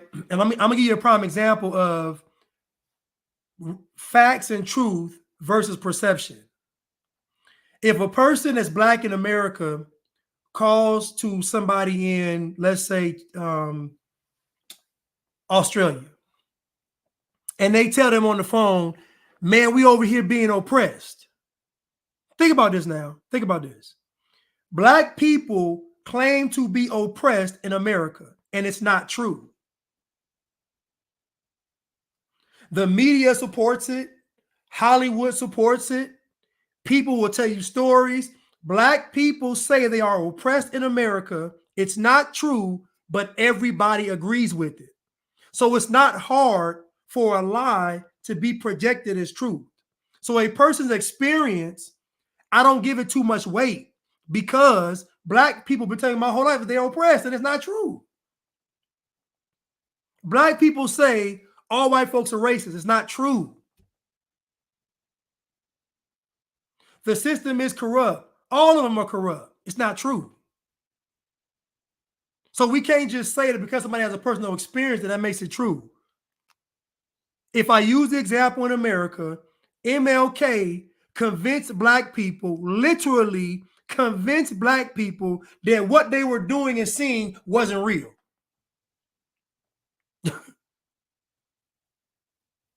So if you talk to the average black person and you talk to me, we're going to have two totally different views of how America's run. And we both live in the same America. There can be a black person in my neighborhood. We live in the same neighborhood. And we have two totally different views of how we believe the government is, the police are, the system is. So a person's personal opinion of what's going on, I don't give it too much weight. I just don't. Because black people have ruined that for me. You put a microphone in front of most people, they're going to lie. Most folks not going to be unbiased and objective in their opinion about something. They're going to lie. That's why I say nobody's innocent, nobody's guilty. Everybody got their hand in the cookie jar. Everybody has played a part in where the world is today, good or bad. Everybody. There's no one group doing. Everybody got their hand in the cookie jar. Everybody. Anyway, but in this conversation, though, she has not said this man is lying. And he could be lying, but she ain't said he's lying. And she says she knows about what's going on. And now one time she says he's lying. What she's doing is she's trying to say, well, it's happening because this happened. That's why he said, well, how far you want to go back?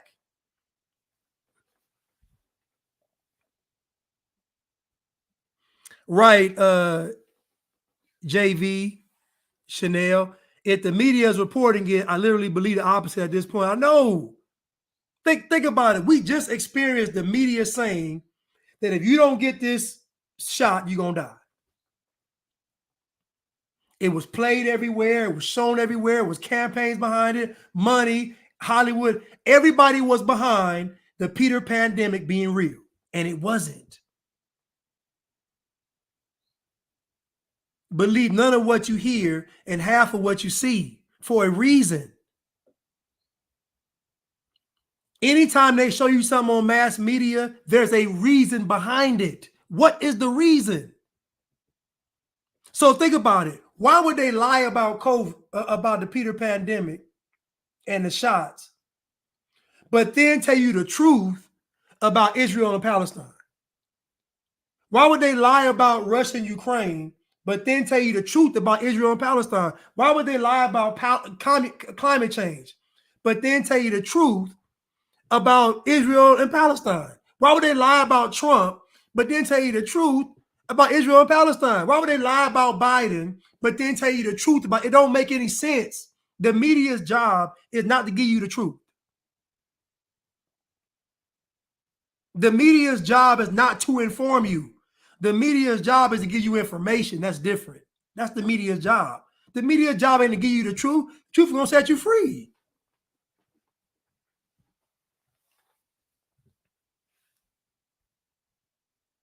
truth is going to set you free. But let's continue.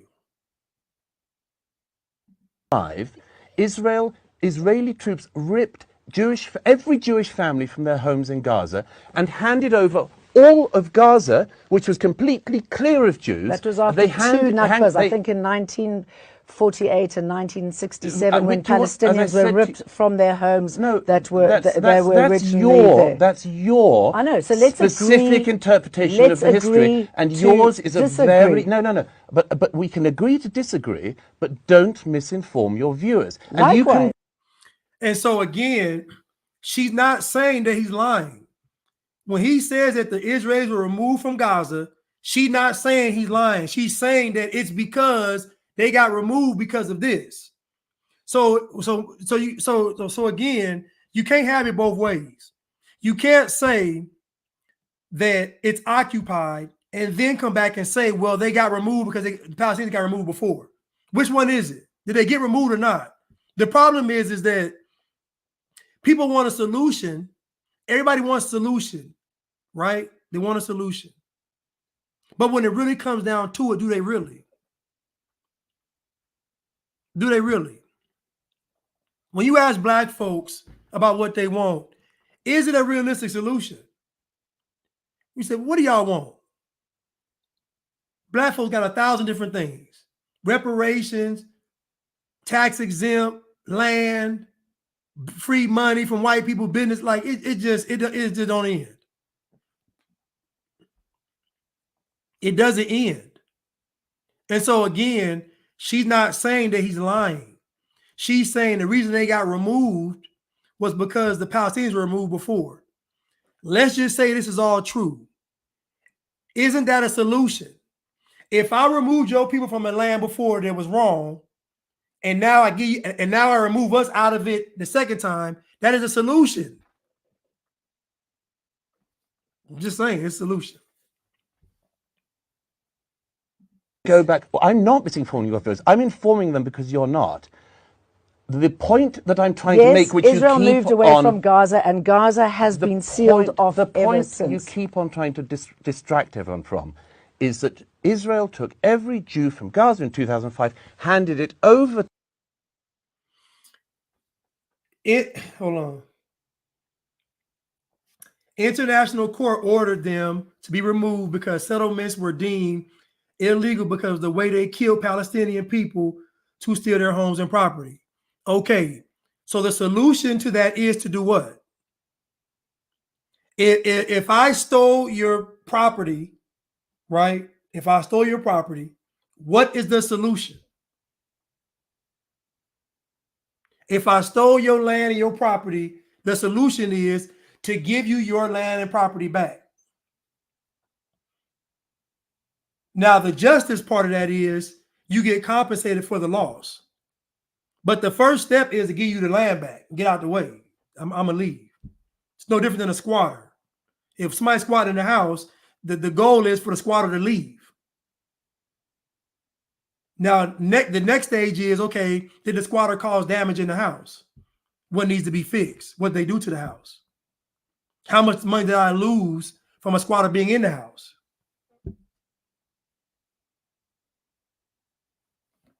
If I steal your house, Blanche, and set up shop, and you go to court and you go get a court order that says I have to leave, then I have to leave. Right. This is true. You got to leave. My aunt and uncle were ones that got their homes back. There's a solution.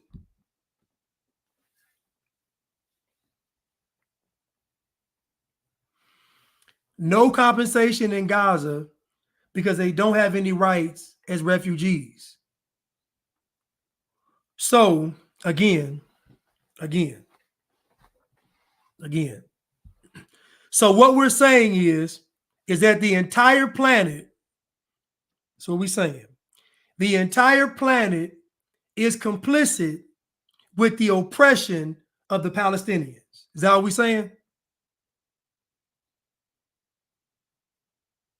Because I hear all the liberal people talking about Palestinians are oppressed. All the degenerate liberals that are here in America, they say that people are being oppressed in Palestine. All the folks that lie, cheat, and steal over here are the same ones saying that people are oppressed in Palestine. They got protests over here of folks being oppressed in Palestine. Of oppression. The media is showing Palestinians being bombed and slaughtered and everything. You mean to tell me in the world's complicit?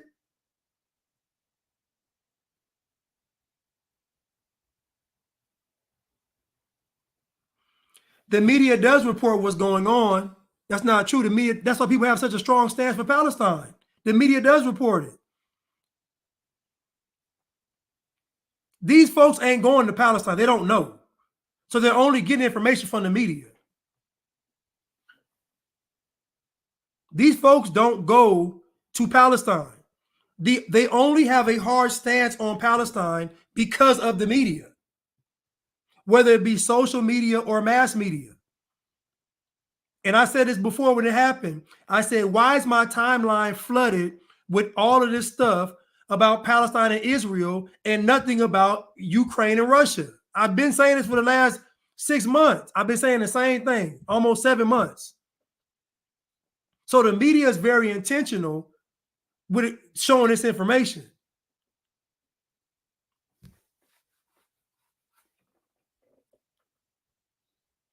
People are outraged because they believe these premises that the Palestinians are oppressed, that there is a genocide against the Palestinians. That is a media narrative.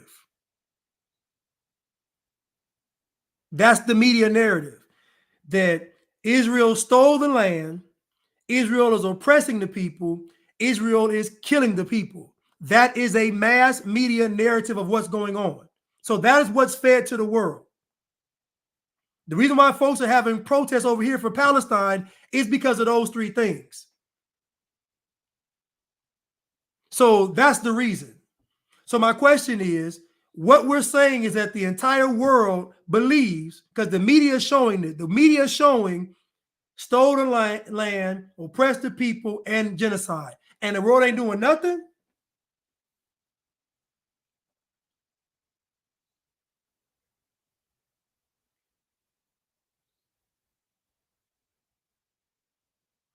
Well, I'm going to say this about Israel, and I'm going to finish the conversation, but I'm going to say this about this. There's two sides being argued. One side is right, one side is wrong. I'm saying in a situation where you have two people talking, one is pro-Israel, one is, I guess he's pro the truth. Whatever. Let's say one's pro-Israel, one pro-Palestine. This woman that is pro-Israel, pro-Palestine, excuse me, has not said this man is lying. She has not said he's lying. And to me, that's very key. To me, that's key.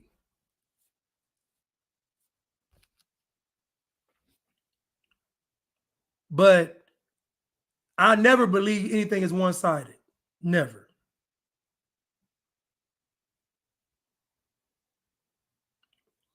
Let's continue.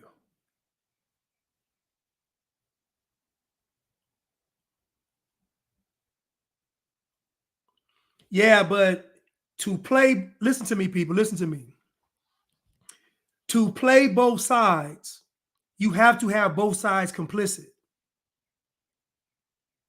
This is what y'all keep leaving out. If I play both sides, I have to have both sides complicit. So that means that somebody on the Hamas Palestinian side is working with the Israelis. People on the Hamas, Israeli, and Palestine side are working with the Israelis.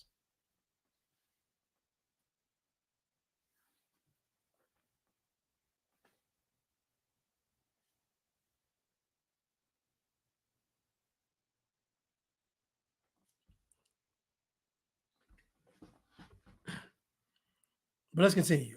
to the Palestinians, who then voted in Hamas, and to the great detriment of the Palestinian specific interpretation of the history. And yours is a very no. But we can agree to disagree, but don't misinform your viewers. And you can go back. Well, I'm not misinforming your viewers. I'm informing them because you're not.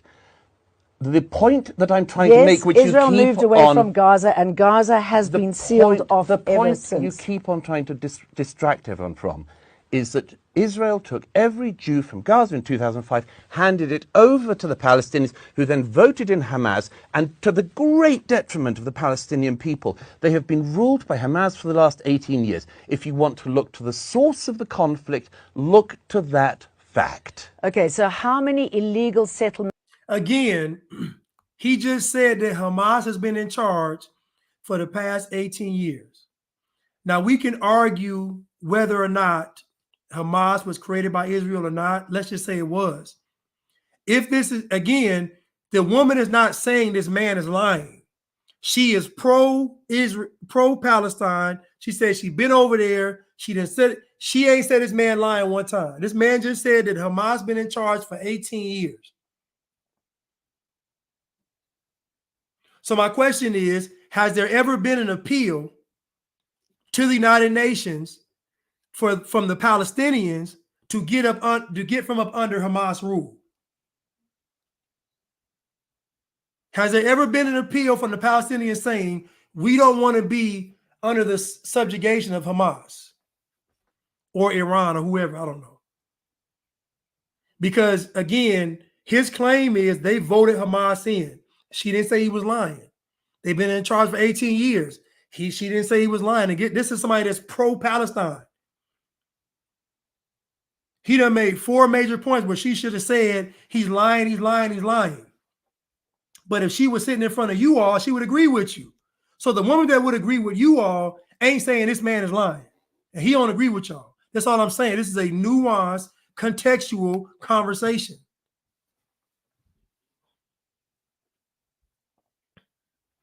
Stimulated Student says that there is a Hamas manifesto that's readily available to read. I'm going to read the Hamas manifesto online one day. I'm going to read it probably this week. Let's continue.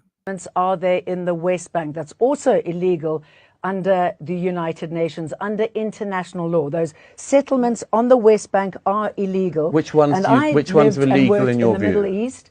And every time there would be a peace agreement, settlements would pop up. And that's why we are where we are today. No, it's not. So let's no, try and move on. No, let's try and move move on. It's not at all why we are where we are. Hang on. We're not achieving anything here, so let's try and move on. No. Let's try and move on. No, it's very, no, because you just did it again. She just lied. Now I caught this lie myself. Again, if the Jews are playing both sides, let's say as a truthful statement, there has to be people complicit on both sides for it to happen. So again, if they're both sides being played, then there has to be people saying we agree with what you're doing. It is what it is. Africa is not failing because of colonialism or racism or imperialism. Africa is failing because its leaders are corrupt. They're complicit. Their leaders are complicit.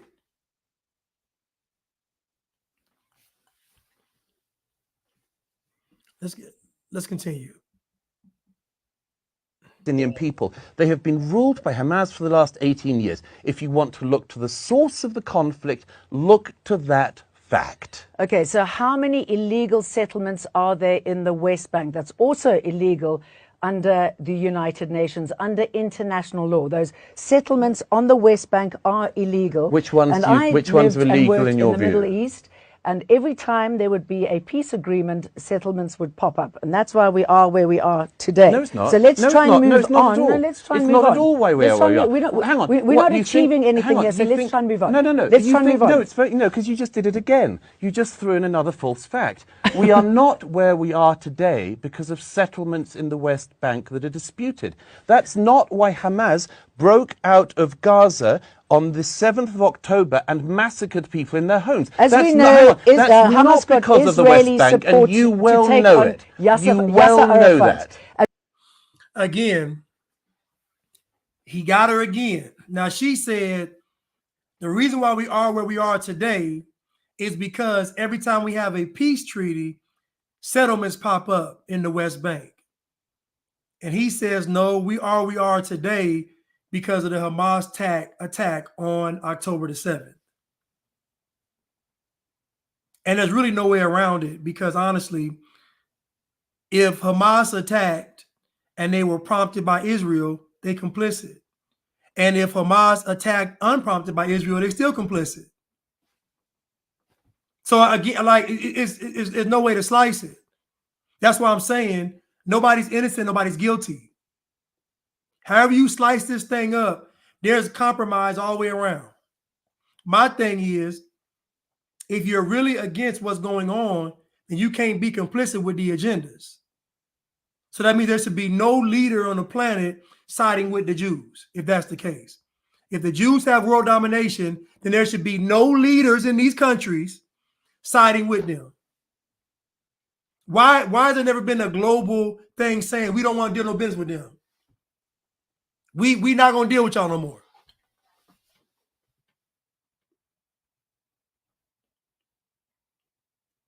I'll tell you why. Because everybody's guilty and everybody's innocent. Or nobody's guilty and nobody's innocent. How do you want to slice it? Everybody has a hand in that cookie jar. And you're going to be hard-pressed to find somebody that doesn't want that cookie in that jar. Most folks will settle for the crumbs in the cookie jar, let alone a whole cookie. But again, he tells her that we are here today because of the attack. And she doesn't say he's lying.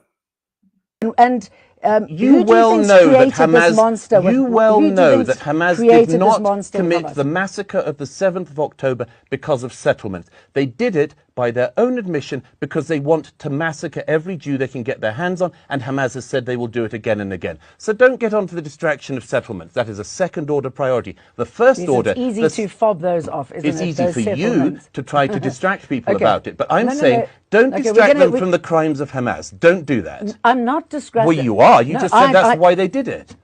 You said they did it because of the settlements. And those crimes by Hamas were repugnant. I'm glad you said that finally. Finally. But what I'm saying... We've been here for some time with you going on about settlements and everything else. So we've got an illegal occupying force. Hamas has grown in popularity ever since this war on Gaza because Israel is making people more and more increasingly militant. So what is happening at the moment Israel's making people more militant. Is not working. Do you think that Hamas is making people more militant or not? Let's go back to the ICJ. Do you think that Hamas is making people more militant or not? Well, it's a catch-22, isn't it? See. And I mean, until this illegal occupation is broken, until the suffering of the Palestinians is acknowledged. And do you think that Hamas are interested in a solution where there's any Jew in that region or not? I'm asking you the questions, and well, I'd love you to answer that one. No, we can answer it. Let's just move on. Have a go then. Okay. So have a go. Do you think Hamas want a peaceful solution with the Jews? I'm asking you the questions. We can discuss this afterwards. Oh, no, I'd love to do this one on air. Do you think Hamas want to live beside the Jews, yes or no? They have recently said that they would be happy to live next to Jews, but they want a two-state solution. A two-state solution has been in the offing. Hamas has not said they want a two-state solution. Well, what I find interesting is this lady, right? Again, this lady has not said one time this man is lying. And she would agree with all of the pro-Palestinian people in the world. She would agree with them. They would agree with her. But she hasn't said that he's lying. So in this conversation, which is a great conversation, this guy is talking about context. He's talking about, so what folks are doing is, the underlying issue is the Hamas attack on the 7th. So what the media does is the media minimizes that attack and wants you to focus on everything prior and everything after. You don't hear anybody talking about October the 7th. Everybody's focused on what happened prior, what happens after. But this right here is media manipulation, because what they're going to get people to believe is that when people do, and this is not just for Hamas and Israel and Palestine, this is here in America, this is the world. When you have people coming, think about the mindset now. You have an influx of immigration into these Western countries. Now, these Western nations are called races, the white nations. And I'm going to set Israel to the side for a second. But you have Western countries, and then you have Israel, the state of Israel. Now, you have all these immigrants flooding these countries, and everybody's cool with it because of what? What they believe white folks did in the past. You only are not outraged by this influx of immigrants in these countries because you're going to say in the back of your mind, well, white people deserve it. October 7th in Israel, in the back of your mind, you're going to say, well, they deserved it. The Jews deserved it. So again, with the influx of immigration into the Western world, what we see in Israel and Hamas and Palestine is perfect, because it puts on display how past events, whether they're good or bad, can justify a future reaction or present day reaction. This is the precedence they're setting. So what they're saying is when people come from other countries and they're taking over these Western nations, quote unquote, white nations, when they start doing this crazy stuff, it's justified because of the past history. So the history justifies the response in present day and future. Make no mistake about it. None of what we're seeing is about the liberation of the Palestinian people. It's not. And it's not about holding Jews accountable. It's not. This is all to set the stage for the anti-white agenda. Because the enemy of it all, the enemy of all of it, is the Christian white person. That's the enemy of it all. And everything they're doing right now is the point, is that being the boogeyman. Nothing else. All this stuff is a distraction, and it's a smokescreen. All this stuff is to get people in their emotions, get people in their feelings. All these global powers work for the same person, Satan. So if the Israeli government is corrupt, then so are all the rest of them. If Israel is plotting, then so is everybody else. If the Jews are plotting, then so are the Africans, so are the Chinese. It ain't nobody innocent. Because you don't wrestle with flesh and blood. You wrestle against principalities, rules of darkness, wickedness in high places. That's what we're wrestling against. Not against flesh and blood. Anyway, ain't race. The Jews can't do what they're doing without folks being complicit. So if the Jews run the world, you got to ask yourself, how did they do it without a military takeover? How did the Jews take over the world without using force? That's not an indictment on the Jews. That's an indictment on the world. Because what it means is that y'all had to cut some deals for that to take place. If they didn't do it by force, then that means y'all sat down at the table and y'all agree with the terms. So who you mad at? The Jews are the folks in the mirror. We see it on a small level in Hollywood. Didn't nobody tell you to sleep with Harvey Weinstein? You went to acting school. You worked as a server in a restaurant, took acting classes went on auditions, you did all that stuff just to be presented with sleeping with somebody to get a role. Why'd you accept it? If the Jews came to you with a profitable deal, why'd you take it? Why'd you agree to it? If you don't want them to rule the world, then why y'all keep cutting deals with them?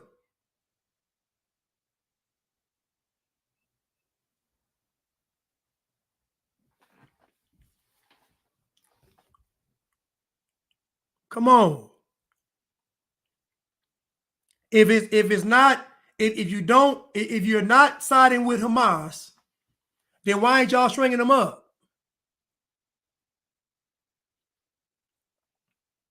If you don't side with Hamas, then why ain't y'all denouncing Hamas? Why ain't y'all pleading with the world to come say y'all from Hamas? If it's just Hamas doing all this stuff and they are acting on their own, then why are the Palestinians saying, please save us from Hamas?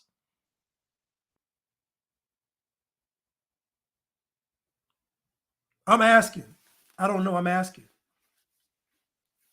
I done heard about Hamas. I done heard about all this. I'm just asking.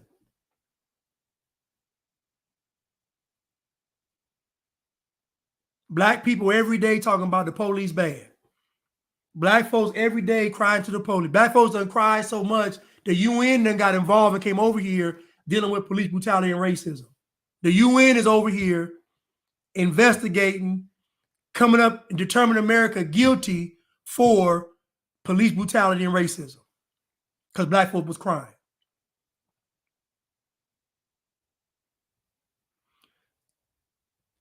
Cruise Missile said the same reason folks are quiet in China. You saying they scared?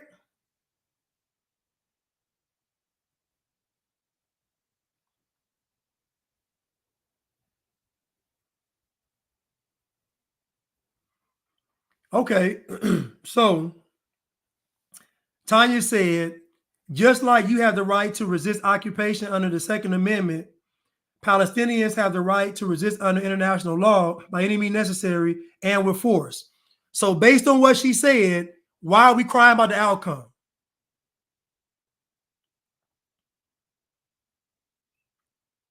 I'm going to read it again. Tanya just said, just like you have the right to resist occupation under the Second Amendment, Palestinians have the right to resist under international law by any means necessary and with force. So if what she's saying is true, then why are we complaining?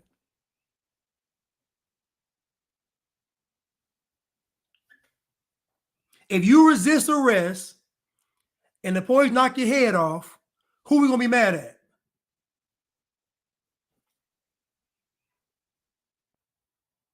I'm just saying, if you resist arrest because you know your rights, because you got your rights, and you resist arrest and get your head knocked off, who are we mad at?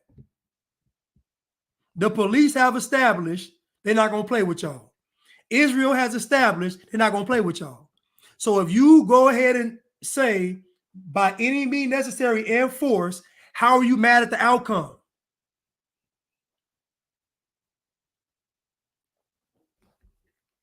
How are you mad at the outcome? Honestly, if what you're saying is true, we have the right to do this, then how are you mad at the outcome?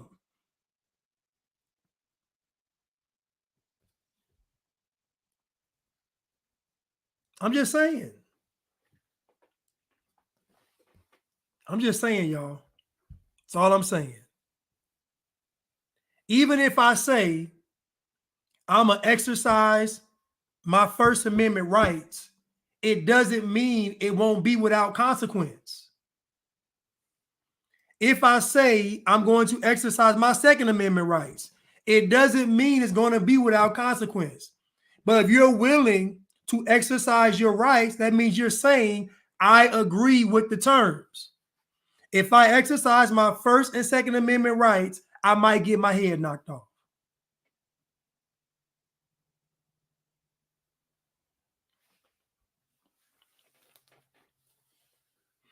Deontay Blade 4 says they want to alternate between aggressor and victim. You can't have it both ways.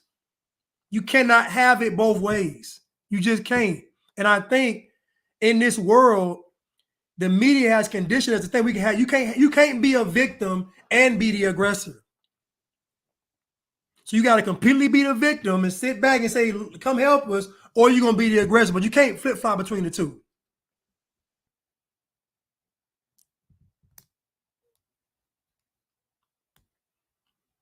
And JV Chanel said both groups need Jesus, and I agree 1,000%. I've been saying that.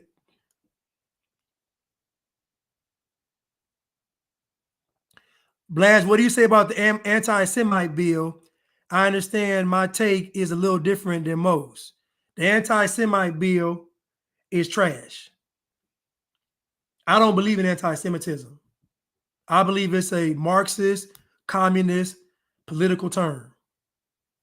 It is a term used to forfeit all accountability. I don't like it's horrible. They never explain it, but it's able to end your career. I don't like it. It's communism. It's social and Marxist communism.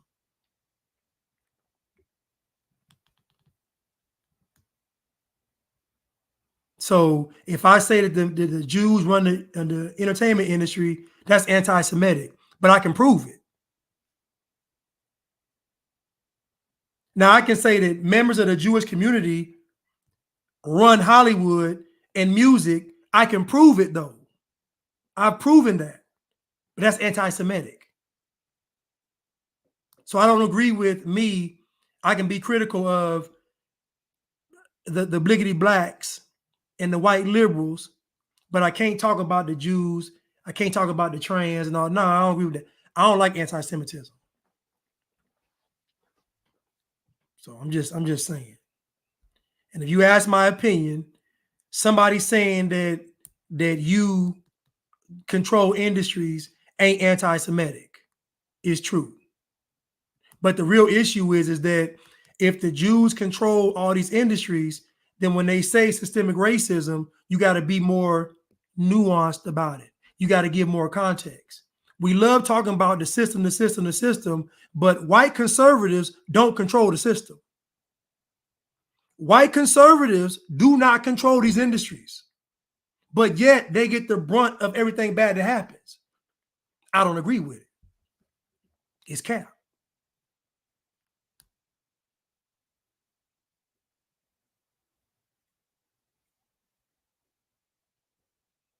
So I don't agree with the bill. And to me, most of what's going on is to get people to speak out against the Jews, and then you're gonna go. Now you're going to jail and you're going to prison by law. Because my question is, who is to determine what's anti-Semitic and what's not? Who's the objective governing body to determine what's anti-Semitic and what's not? Who's going to measure my intent? So what they're going to do is you won't be able to say anything. That's the goal. You won't be able to say anything about them.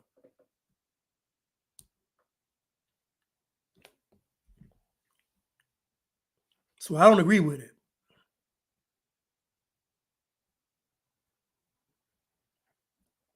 KF says that bill is being positioned as far as for the Jews, but they know there are more than just Jews that are Semites. It will be used for other groups against the Jews. Watch and see. Again, they've never gotten on TV and explained what anti-Semitism is. And so if you're not going to explain it, then you can't use it. I'm sorry. If we're not going to have a discussion, a nuanced and context discussion about what anti-Semitism is, then guess what? You can't use it.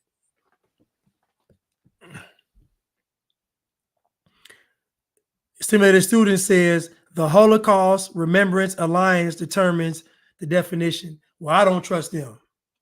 I don't trust them to be unbiased. Because to me, for us to determine what anti-Semitism is, we all got to agree on what it actually is. We got to all sound and say, okay, what are we determining is racism? What are we determining is anti-Semitism? What are we determining is being transphobic? What are we determining as being anti-gay? How are we determining these things based on who are we sitting down and saying, okay, I don't agree that that's anti-Semitic. I don't agree that's racist. I don't agree. Like, I don't agree. Like, I don't agree that police profiling is racist. I don't agree with that. Child of God said they already put the definitions in the law. If you say someone represents Israelis or they control anything, you're breaking the law. And again, that's my point. So again, it is an attack on free speech. It's an attack on free speech. I don't agree with it.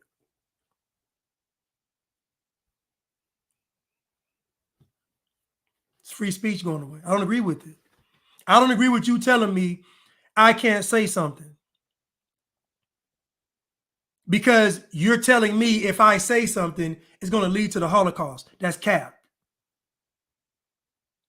I reject that. I reject the notion that because I say something that you don't like, all of a sudden it's a mind control over the people. This is what they're saying. They're saying that if you say what we don't like, you're able to have mind control over the people. That's cap. It's propaganda. I don't agree with it.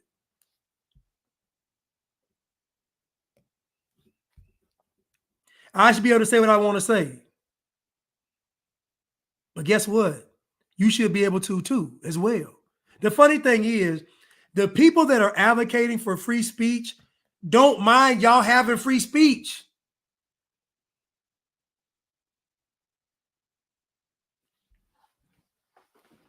It should be because my thing is, who determines what speech is good and what speech is bad? Who determined that?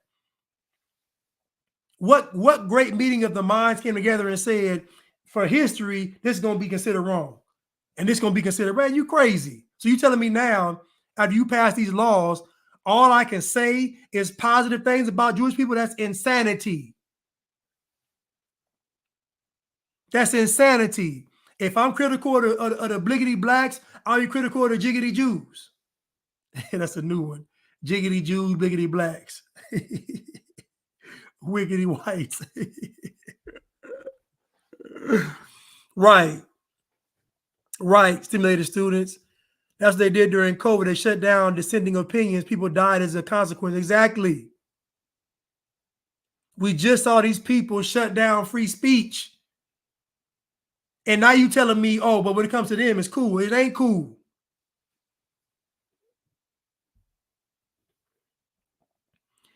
KM says Semites speak Aramaic, Arabic, and Hebrew languages. So my question is, if I learn Hebrew, am I Semitic? If I speak Hebrew, am I Semitic? If I speak Aramaic, am I Semitic now? If I speak Arabic, am I Semitic?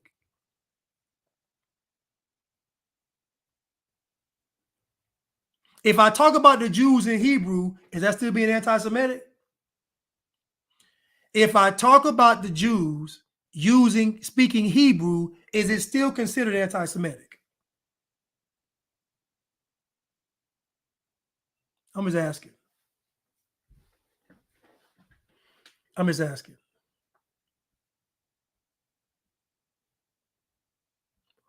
Let's continue. They carried out a massacre on October the 7th of as many people as they could, stole a lot of hostages who you still also haven't referred to. There's more than 100 Jewish hostages still in Gaza. That's real kidnapping, and that's... Now, he said there are over 100 Israeli hostages still in Gaza, and she says that's correct. So my question is, why don't y'all let the Israelis go?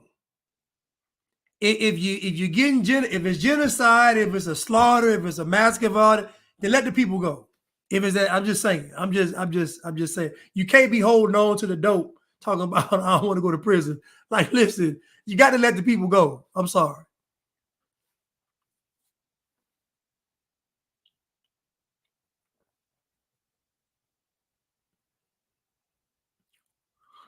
Deontay Ford says, hold up. Anthony T. Biz says, he says, anti-Semitism definition means against Jewishness or things regarding Jewish culture or people, but that has nothing to do with the ability to criticize a group of people when they do something wrong.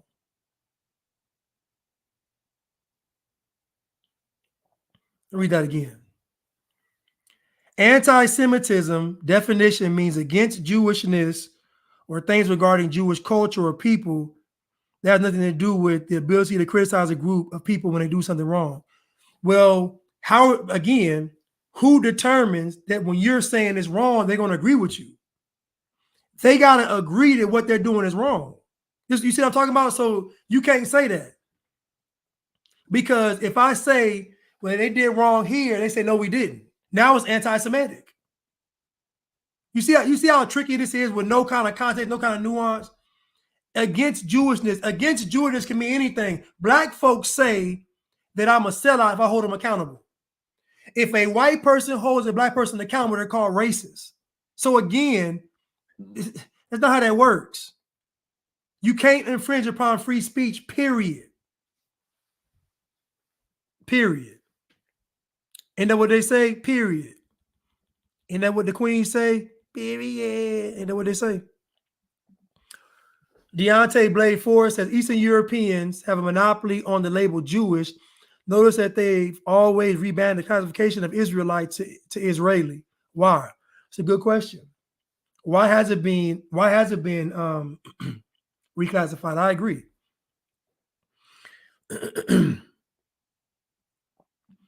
If you historically come from those people, then you are a Semite. Speaking out against people is freedom of speech. I agree.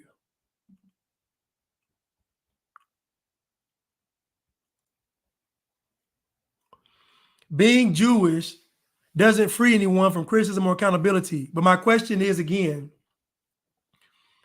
how are you going to hold them accountable if they don't agree with you? Like, you got, so you know what I'm saying? So the person has to say, I agree that what I'm doing is wrong so that you can criticize me.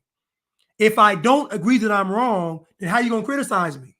I don't think I'm wrong. So why are you criticizing me? What is it based on? I'm just saying it's a slippery slope messing with freedom of speech. I don't agree with it.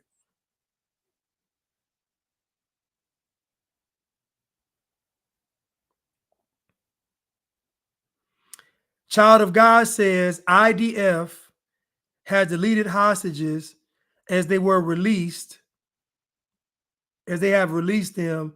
There is a video, stop following propaganda. Listen, I don't believe the videos. You talking about propaganda. I don't believe none of it. Listen, y'all want my opinion. I don't believe none of it. They all working together. You want my opinion. They all working together. I don't believe none of it. I entertain the conversation. You don't want my opinion. I think it's all cap. Real occupation of somebody. And Hamas has Okay, said they how do it you again and feel again. when you see those children who've been shot in the back of the head? How do you feel when you see those children? The Jewish who are children or the suffering, Palestinian the children? Palestinian children. I feel the same on each of them. I Okay. think it's all a tragedy. Okay, good. And I think It is it's a all on tragedy on both Hamas. sides. I think So it's let's all try on and move Hamas. on. They shouldn't have started a war. Let's There's try. consequences to starting a war. It's consequences of starting a war.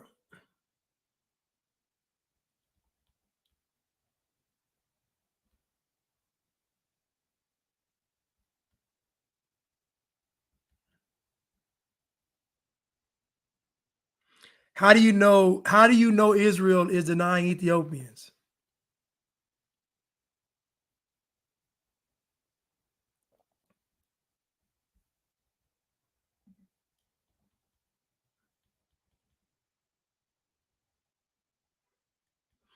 Yeah, but that's what I'm saying, Anthony. That's my point. My point is, if you attempt to hold a black person accountable, they're going to say you're being racist.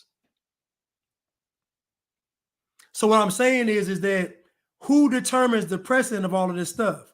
Who determines that my critique of what you're doing isn't based on you being Jewish or not you based on being, who determines that? That's what I'm saying. Like, we have to fight for free speech. Because if you start critiquing free speech, then the person that's the quote unquote oppressed group determines what free speech really is. It ain't me or you, it's them. Because they're the ones that's deemed the most oppressed.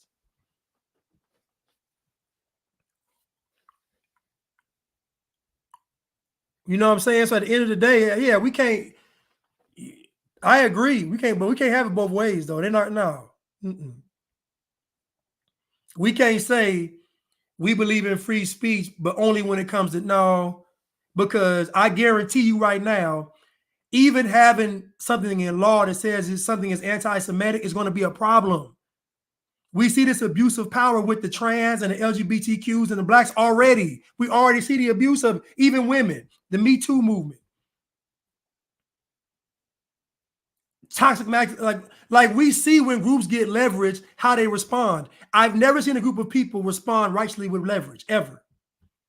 I've never seen a group of people on the planet Earth respond righteously to leverage. Never. They always abuse their power. So I feel no different about the Jews if they get this, when they get these bills passed, these laws passed. I feel the same way about them. They will do the same thing everybody else is doing because they're human beings. Because they're human beings. The Jews, the black, the jiggity Jews, the bliggity blacks, the libtards, the wiggity whites, the Hispanics, the Asians, the transformers, the LGBTQs, they all the same because they all human beings. It's human nature. So I've never seen a group of people operate righteously with leverage, ever. It's never going to happen.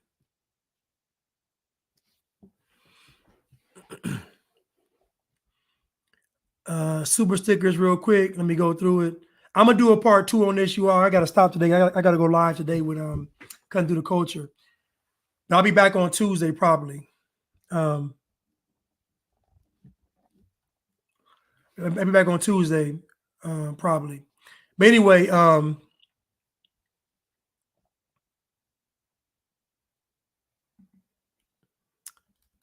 asking me so many questions. Let me see. Let me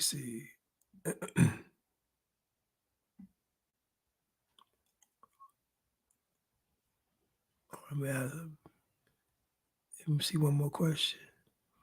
I saw Liddy ask a question.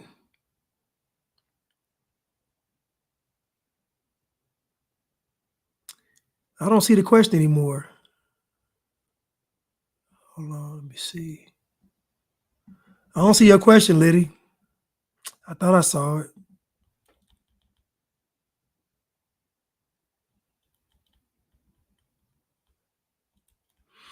It's funny how Americans can speak on Ethiopians when they are Israel as if they know anything about Ethiopians and Israel.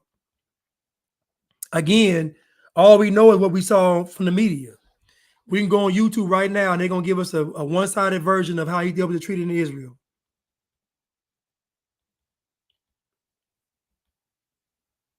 That's why I say it's the mass media. We only care about what's going on over there because we're being shown it. It's all kind of folks getting their head knocked off all over the world. We don't even care about it. They don't show you Christians getting killed around the world for their beliefs. They don't show it to you, but it's happening.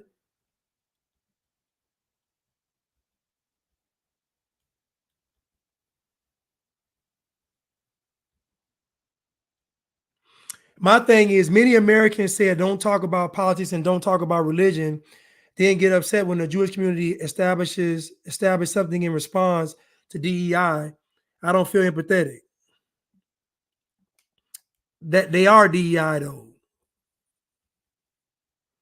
I can't find it.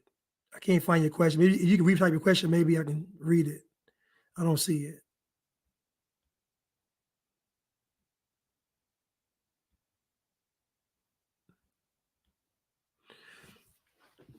I guess just retype the question, I guess, because I don't see it. Thank you, Cruise Missile, for the super sticker. I really appreciate it. Thank you so much. Always support me. Thank you so much. Jahan, thank you so much for the super sticker. I really appreciate it. Thank you so much. I love y'all. Thank you. Mayno, thank you so much for super sticker. I really appreciate it. Thank you so much. I really appreciate it. Crystals, thank you so much for the super sticker. Y'all really pouring on today. Star Baby, Teach Blanchard, the Holy Spirit is upon us. Thank you so much. I really appreciate it. Will, thank you so much. Another dangerous, unhinged, pale face, assuming it's not another catastrophe, thespian playing a role in a scripted tragedy. My apologies on behalf of Team Whitey. Thank you so much, Will. I really appreciate it. JV Chanel, thank you so much for the super sticker. Miss Ree, hey Blanche, great show. Thank you so much. I really appreciate it. Kofi 19, thank you so much. While Americans fight over Gaza, the FBI is recently yet again giving a warning about imminent terror threats here at home. I wonder if the liberals will side with the terrorists when they strike here. You know they will. Of course they will. Thank you, Kofi. Kofi again. The suffix ness has become a tool of Satan. Jewishness, blackness, etc. can mean anything Satan wants.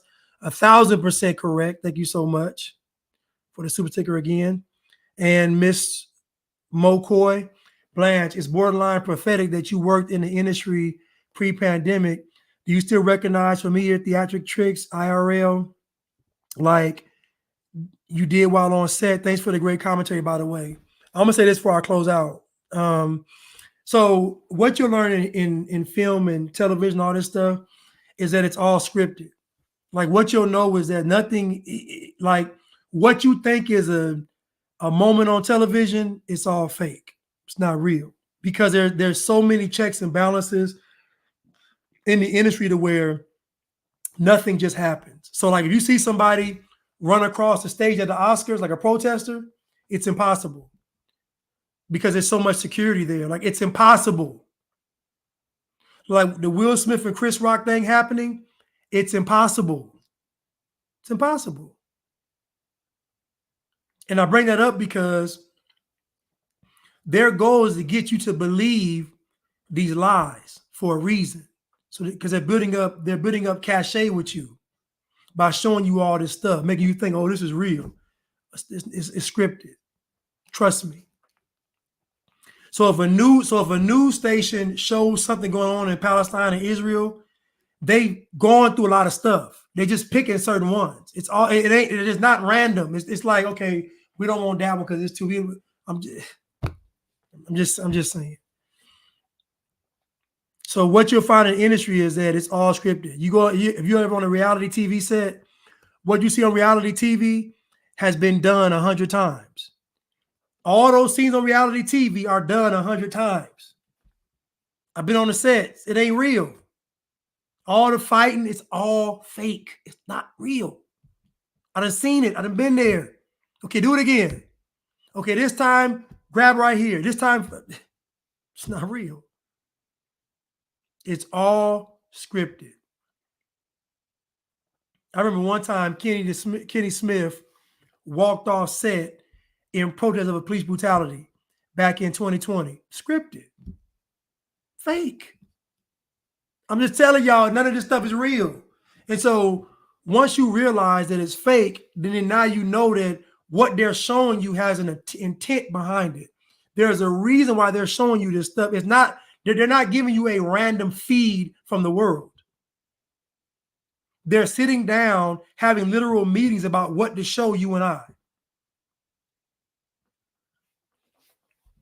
I'm just saying, y'all, it's not real. So the world is a stage. The world is a stage. Randall Hampton says, why is being Jewish considered a race? Would you be Jewish if you practice Judaism? Again, this is where it gets tricky because they took a religion and made it a nationality.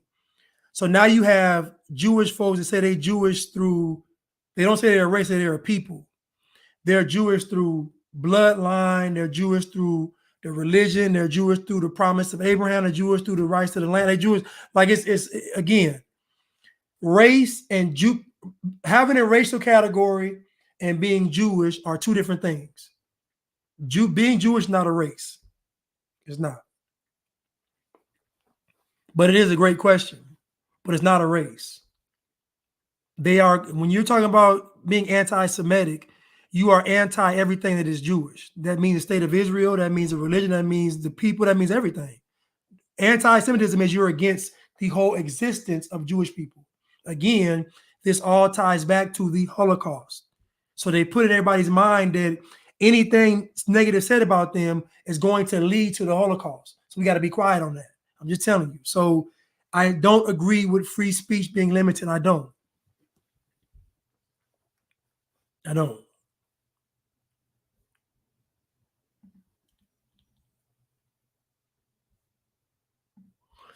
Simulated Student says that wisdom comes from God, not the TV or internet. And again, these past 4 years should have taught you that it's all a lie. These folks literally lied to us about something that 6 billion people put in their body.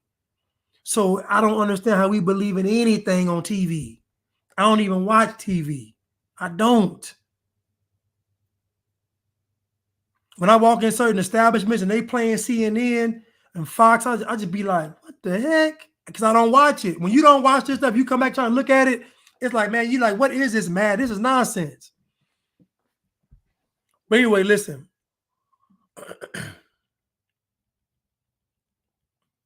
I love y'all. And I will see you all again on Tuesday. I thank y'all for tuning in. I love y'all. Tanya, you know I love you. Lady Hustler, you know I love you too. Everybody else on there. Love you too, Crystal. Love y'all.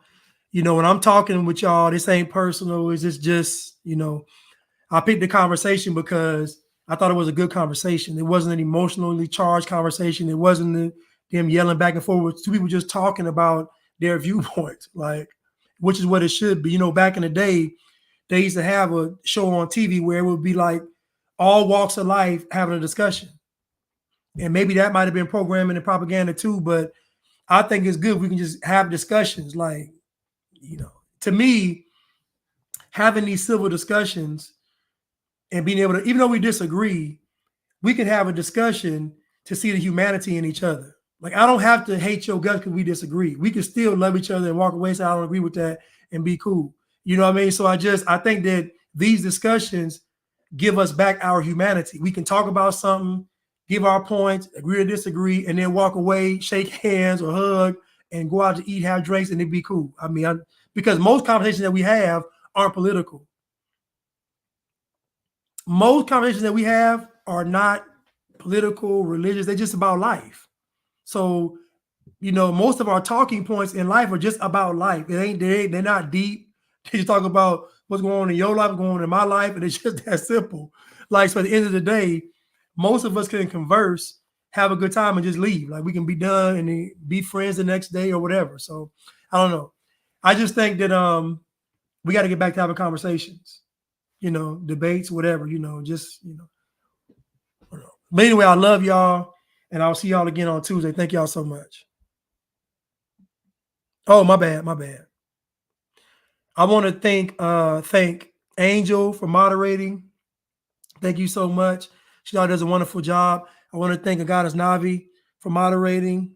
I want to thank y'all for keeping the chat lit. All of you all. Proverbs 31 woman, Liddy, Danny, Deontay, Ford, Prudence, Danny, Will, Pamela, everybody. I want to thank y'all so much. Kenya, I love y'all. Thank y'all so much for keeping this thing going. All right, y'all. I'm about to head to hold on. Make sure y'all doing something healthy with your body. I don't care if it's walking, running, eating right, push-ups, pull-ups, whatever. Make sure you're getting your body physically fit. We don't know what's about to come. You want to be able to at least walk. You got to go to the mountains and hike. You got to go to the mountains. You can walk 10 miles. You got to be able to walk 10 miles. Make sure your physical body is able to put up with some kind of resistance in this new. We don't know what's going to happen. Cyber attacks, shutting stuff down. We don't know. So have your body healthy as possible. Anyway, I love y'all, and I'll see y'all on Tuesday. Well, my bad. Tonight at 7:30, we're cutting through the culture, but then also on Tuesday. Thank you.